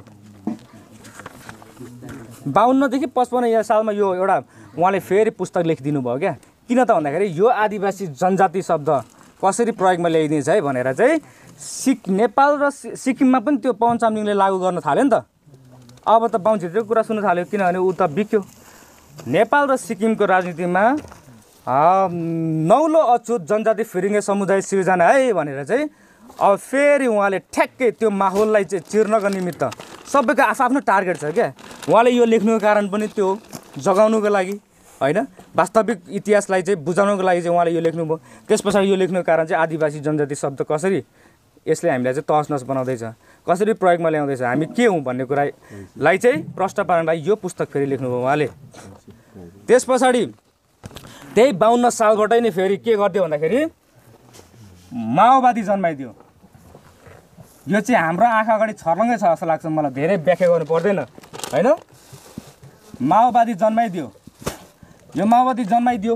अब यो जन्मनुको कारण दरबारले जन्मायो, यो जन्मनुको कारण के हो त, किन जन्माउँदैछ भन्ने कुरा गोपाल गुरुङलाई थाहा थियो। डाक्टर गोपाल गुरुङलाई थाहा भएको कारणले गर्दाखेरि त्यो पुस्तक फेरि चाहियो अर्को। थाहा भएको कारणले गर्दाखेरि के थाहा भयो त भन्दाखेरि यो अघि पनि मैले कुरा गरेँ, यो भनेको चाहिँ अघि पनि मैले कुरा गरेँ नि होइन, वर्गीय सङ्घर्षको लडाइँमा लाँदैछ है। हाम्रो वास्तविक लडाइँ चाहिँ वर्ण विभेद विरुद्धको लडाइँ हो, तर यसरी हाम्रो समाजलाई बिगार्दैछ भन्ने कुरा चाल पाइसकेपछि, आफ्नो दाजुभाइ नै मारामार हुने अवस्था देखेपछि अस्तित्वको खोज मङ्गलको र एमएनओमा डक्टरेट पिएचडी यो पुस्तक लेखेर उहाँले केसम्म गर्नु भन्दाखेरि यो पुस्तकलाई गाउँ गाउँमा बाँड्ने काम गर्नुभयो। आर्मी पुलिसहरूको क्याम्पतिर इलाकातिर चाहिँ यो दिने काम गर्नु हो। किन भन्दाखेरि पुलिस आर्मीमा पनि मङ्गोल फेस नै आफ्नै दाजुभाइहरू, अनि माओवादी बनाएर चाहिँ अगाडि बढाउने बाहुन क्षेत्रीहरूले बढाइरहेका छन्, त्यो पनि हाम्रै दाजुभाइहरू छन्। कहाँसम्म केसम्म भयो त भन्दाखेरि आफ्नै समाजमा चाहिँ मारामार हुन आँट्यो, आफ्नै समुदायमा। त्यो नहुनको निमित्त रोक्नको लागि चाहिँ उहाँले यो लेख्नु पनि भयो। यो लेखिसके पश्चात गोपाल गुरुङ मात्र नरहेर डाक्टर गोपाल गुरुङ, डाक्टर भनेको दुई खालको उपाधि छ नि त, एउटा भनेको चाहिँ बिमारी उपचार गर्ने, अर्को भनेको पिएचडी डाइरेक्टर अफ फिलोसफी भन्छ। मङ्गोलमा उहाँले चाहिँ डाइरेक्टर अफ फिलोसफी गर्नु भइसके पछाडि मङ्गोलको अस्तित्वको विषयमा चाहिँ त्रिभुवन युनिभर्सिटीबाट चाहिँ उहाँले यो विषयबाट चाहिँ पिएचडी गरिसकेपछि उहाँ डाक्टर गोपाल गुरुङ हुनुभयो। डाक्टर किन हुनुभयो भन्दाखेरि यसरी आयो, यो पुस्तकबाट चाहिँ उहाँले त्यो खालको उपाधि प्राप्त गर्नुभयो। र यसले चाहिँ एक खालको लिडरसिप बनाउने चाहिँ एक खालको यसले चाहिँ काम भूमिका गर्छ। तपाईँ हामी सबैले चाहिँ यो पुस्तक पहिलो भनेको हाम्रो स्टेप भनेको यो हामीले अध्ययन गर्नैपर्छ। युवा साथीभाइहरूले अल्छी नमानिकन, सुरुमा मलाई पनि 2-3 पेज पढ्दाखेरि निन्द्रा लाग्थ्यो होइन, बिस्तारै जब बुझ्दै गयो अनि निन्द्रा त लाग्नु त होइन, हराम हुन थाल्यो। अब मैले मात्र बुझेर के गर्ने होइन, मैले जे जानेको छु, अघि मैले भने नि हेर्नुहोस्, म धेरै जान्ने भाषणबाजी गर्न आएको होइन, म जे बुझ्छु त्यही भन्छु र तपाईँले बुझिसकेपछि त्यो कुरा अरूलाई पनि भन्ने हो। यो एउटा प्रक्रिया छ होइन। अनि अब सङ्गठनभित्र एउटा सिस्टम पनि हुन्छ, सभा गठन गर्ने, अनि त्यसमा तलमाथि हुने कुराहरू छँदैछ, तर मेन कुरा भनेको विचारधारा हो होइन, बुझाउने क्रम हो। मैले तपाईँलाई आज बुझाएँ, तपाईँहरूले यो बुझिसकेर चुप्प लागेर बस्नु भयो भने त भएन नि त होइन। त्यो कुरा चाहिँ अर्कोलाई पनि सार्न सक्नु पऱ्यो, त्यो खालको काम गर्नु पऱ्यो। अब म यहाँ आएँ भनेको मलाई बुझाउने व्यक्ति कोही हुनुहुन्थ्यो हिजोको दिनमा होइन, उहाँहरूले मलाई बुझाउनु भयो, अब मैले अरूलाई बुझाउँदै जाने, फेरि यो एक खालको चेन प्रक्रियामा पनि जानु पऱ्यो। अनि त्यसपछि यो पुस्तकहरू तपाईँहरूले अध्ययन गर्दै जानु होला। अनि अर्को अन्तिम पुस्तक छ मङ्गोलवाद, बाहुनवाद र माओवाद। त्यो पुस्तकले चाहिँ के फोकस गरेछ भन्दाखेरि अबको सङ्गठनलाई चाहिँ हामीले अगाडि लैजान, युवा पिँढीहरूलाई अगाडि बढाउने, शिक्षित युवा वर्गहरूलाई चाहिँ हामीले ल्याउने, निम्त्याउने। त्यो भनिरहँदाखेरि अशिक्षित लेखेका नपढेकाहरू काम लाग्ने होइन, नलाग्ने भन्ने होइन। भोटको महत्त्व छ, मेरुदण्ड बन्नुपर्छ। मैले अघि भने नि, हाम्रो बाबुबाजेहरूले त पढ्न पाउनु भएन, तर आउने पिँढीहरूले त पढ्दै हुनुहुन्छ नि त, कमसेकम अक्षर त चिन्दै हुन्छ नि हो। ती पिँढीहरूले चाहिँ पढ्दै जानु पऱ्यो।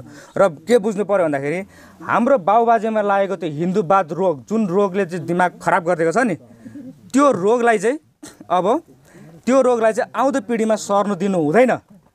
नसर्न दिनुको लागि चाहिँ हाम्रो भूमिका अब मजबुत हुनुपर्छ। ठ्याक्कै रोकिदिई ब्लक गरिदिई जाने क्या त्यस्तो कुराहरू, त्यस्तो विचारहरूलाई चाहिँ अबको भाइ बहिनीहरूलाई चाहिँ, अबको पिँढीहरूलाई चाहिँ मङ्गल मूलवासी भनेर चिनाउने, अस्तित्वको चाहिँ अर्थ बुझाउने। अब मतवाली, किराँती यी शब्दहरूलाई चाहिँ हामीले बहिष्कार गर्दै जानुपर्छ, किनभने यसको पनि छुट्टै एउटा व्याख्या विमर्श छँदैछ। अब यो भनिरहँदाखेरि धेरै समय लाग्छ होइन, अरू अन्य अब हाम्रो प्रमुख अतिथिज्यू पनि हुन्छ, कुरा आउँछ नि। तर यसको के मात्र म तपाईँलाई बताउन चाहन्छु भन्दाखेरि यो कुराहरू सबै बाहुन क्षेत्रीहरूले दिएको एउटा पहिचान हो। घृणित पहिचान छ त्यसको पनि। अब किराँती भनेको त असभ्य जङ्गली खनी खोजी खाने भनेर लेखिदिएको पनि छ, हरेक कुराहरू छ होइन। तर हामीले भनेको उनीहरूले दिएको पहिचान घृणित पहिचानलाई चाहिँ हामीले आफ्नो मान्नु हुँदैन अबको दिनमा। भन्दैला त तितो लाग्ला। अब किराँत सम्प्रदाय किराँती भन्ने सम्प्रदायलाई अलिकति चाहिँ मन नपर्ला पनि तर यो सत्य छ क्या, तितो छ तर सत्य छ, मानेर जानै पर्छ। अब हामीले यस्तो कुरालाई चाहिँ अब दुधको दुध पानीको पानी भन्छ नि, त्यसरी छुट्याउनै पर्छ। र अब के छ भन्दाखेरि हामीले यस सङ्गठन अब कुरा अहिले समसामयिकमा जाउँ, यो कुराहरू थिए। अब यो कुराहरू त धेरै छन्, व्याख्या अब हरेक कुराको व्याख्या विमर्श छँदैछ। मैले अघि पनि भने अब यसलाई धेरै बेली बिस्तार लगाउँदाखेरि समय धेरै बित्छ र तपाईँको 6 घन्टा कुरा गर्दाखेरि सुन्नेले पनि बुझ्न सक्नु पर्यो नि त होइन। यो दिमागको एउटा लिमिटेसन हुन्छ नि त, दिनभरि रातभरि भालुलाई पुराण सुनाए जस्तो मात्रै हुन्छ। फेरि ठिक्क बुझ्ने ठिक्क टाइममा, भोलिको दिन पनि त छ नि त। मैले बोलेको सुन्नुभयो नि त्यतिले पुग्दैन नि त। अब अहिले युवाहरूले सुन्नुभयो, अब पुस्तकलाई पनि गएर अध्ययन गर्ने अनि मात्र मेकअप हुँदै जान्छ क्या। हेर्नु है, नभए यहाँ सुन्यो अनि चुप लागेर बस्यो, अब अध्ययन गरिएन भने चाहिँ फेरि खाडल बन्दै जान्छ है। खाडल फेरि कुन देशको एका देशको मङ्गोल भन्ने हुन्छ, फेरि त्यस्तो हुनु भएन। 8 सासी बन्नु पऱ्यो। अघि पनि भने एकजना सुरुवात एकैबाट हुन्छ होइन। एउटा यसलाई पनि म कथाले तपाईँहरूलाई चाहिँ एउटा मोटिभेट गर्न चाहन्छु। एउटा प्रेरणादायी कथा छ, कोइलीको कथा छ। यो कथा सँगसँगै मेरो कुरा पनि बिट मार्न चाहन्छु, अल्छी नमान्नु होला। यो मात्र धेरै बोल्दैछ भन्ने लागेको पनि होला, सायद के छ होला होइन। तर कुरा के छ भन्दाखेरि अन्तिममा हामी बसेर एउटा परिवारमा बसेर छलफल गरे जसरी तपाईँहरूको कुरा पनि राख्न सक्नुहुन्छ। हामी बसेर छलफल गर्छौँ त्यो विषयमा। एक दिन चाहिँ एउटा जङ्गलमा ठुलो आगो लागि भएछ, डढेलो लागेछ। हेर्नुहोस्, त्यहाँका जङ्गली जनावरहरू चाहिँ आफ्नो ज्यान बचाउनको निमित्त चाहिँ भाग जङ्गलको एक साइडको त्यो पोखरी पानी खोलाको पारिपट्टि गएर चाहिँ बसेछ आफ्नो ज्यान बचाउनको लागि चाहिँ। सुन्दै हुनुहुन्छ नि होइन, गइरहेको रहेछ। बाइकको आवाजमा ध्यान गइरहेछ तपाईँहरूको क्या, केही छैन। बाइकको आवाज बाइकहरू सधैँ देखिरहन्छ होइन, सुन्नु होला। त्यो जङ्गलमा चाहिँ ज्यान बचाउनको लागि चाहिँ खोला पारी गएर चाहिँ जनावरहरू अब भनेको लामो लाइन लागेर चाहिँ त्यो आगो लागिरहेको जङ्गल वन हेरिराखेछ क्या। त्यतिभरिबाट एउटा सानो कोइली के गरेछ भन्दाखेरि त्यो पोखरीमा जाने, चुच्चोमा पानी तान्ने राख्ने अनि जङ्गल जाने, त्यो आगोमा छर्किदिने गरेछ। फेरि आउँछ त्यसै गर्छ, फेरि आउँछ, ऊ एक्लैले त्यसै गर्छ, फेरि आउँछ त्यसै गर्छ। त्यो अरू अन्य हेर्नेहरूले चाहिँ अब गिज्याउनु थाल्यो क्या, हाँस्न थाल्यो।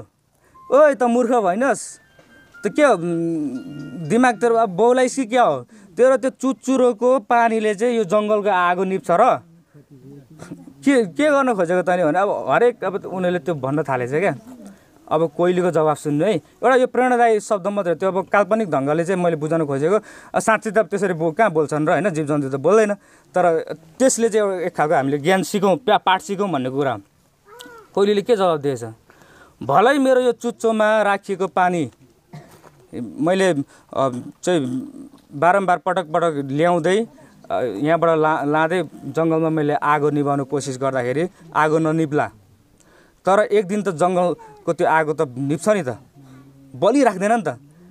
एक न एक समय त त्यो निप्छ नि त। डढेलो लागेको छ तर त्यो डढेलो निप्छ नि त। त्यो निभिसकेपछिको लेखिने इतिहासमा चाहिँ मेरो नाम भाग्नेमा होइन, त्यो पानी निभाउनेमा लेखिन्छ भनेर चाहिँ जवाब दिएछ।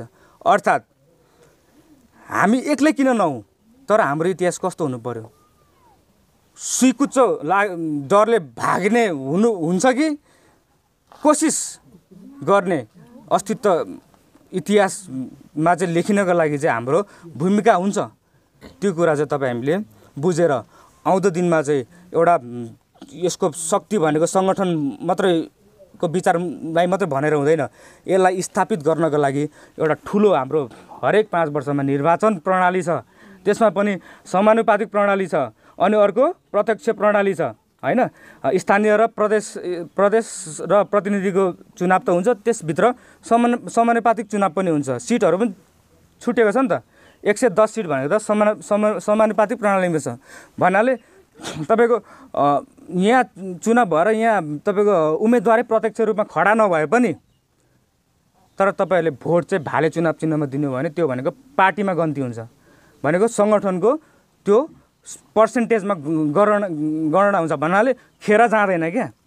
यहाँको दिएको भोट पनि त्यो चाहिँ कलेक्ट भएर सङ्गठनको यति हो है भनेर जम्मा हुन्छ क्या। हारजित त एक ठाउँमा छँदैछ, उम्मेदवार हुन् नहुन्। वर्षक हामी भन्छौँ अब यो नगरसभा गठन हुँदैछ अब यो कार्यक्रममा होइन। यो गठन सँगसँगै नगरसभा हो कि वडा सभा हो, नगरसभा गठन हुँदैछ। यो प्यानलले चाहिँ एक खालको यस्तो वातावरण बनाउने कि आउँदो चुनावमा चाहिँ तपाईँहरू नै चाहिँ यहाँको उम्मेदवार खडा हुन सकुन् भन्ने चाहिँ हाम्रो हेक्का हो। तर यदि त्यति मात्र नभएर पनि प्यानल हामीले त्यो फिलअप गर्न नसके पनि हामीले प्रचार चाहिँ हामीले जारी राख्नुपर्छ, किनभने हरेकको भोट चाहिँ सङ्गठनमा पुग्छ। त्यो तरिकाले चाहिँ एक भोटको महत्त्व अघि मैले भने हामीले बुझ्नु पर्यो। यो भोटको महत्त्व बुझ्ने खालको एउटा लेभल समाजले बनाउँदै जानुपर्छ भन्दै आउँदो दिनहरूमा पनि केही अब अवसर मिलेमा मैले पनि समय निकाल्नु सकेमा अब के छ भने मैले सङ्गठनलाई मात्र निकालेर भएन, मेरो पारिवारिक कुरा पनि छ, मेरो पनि छ, पर्सनल लाइफ मेरो पनि छ। तर त्यो सँगसँगै बावजुद पनि हामी चाहिँ एउटा सङ्गठनको भित्र एउटा हामी कार्यकर्ता पनि हो है, हामी एउटा मङ्गोल भावनाले गाँसिएको छौँ है भन्ने तरिकाले काम पनि गरेर जानुपर्छ भन्ने कुरा हो भन्दै आउँदो दिनहरूमा फेरि पनि यस्तै मौका मिलेमा कुरा राख्ने नै छु भन्ने बाचा गर्दै अहिले चाहिँ तपाईँहरू माझबाट म ओझेल पर्न चाहन्छु। हस्त सम्पूर्णमा जय मङ्गोल।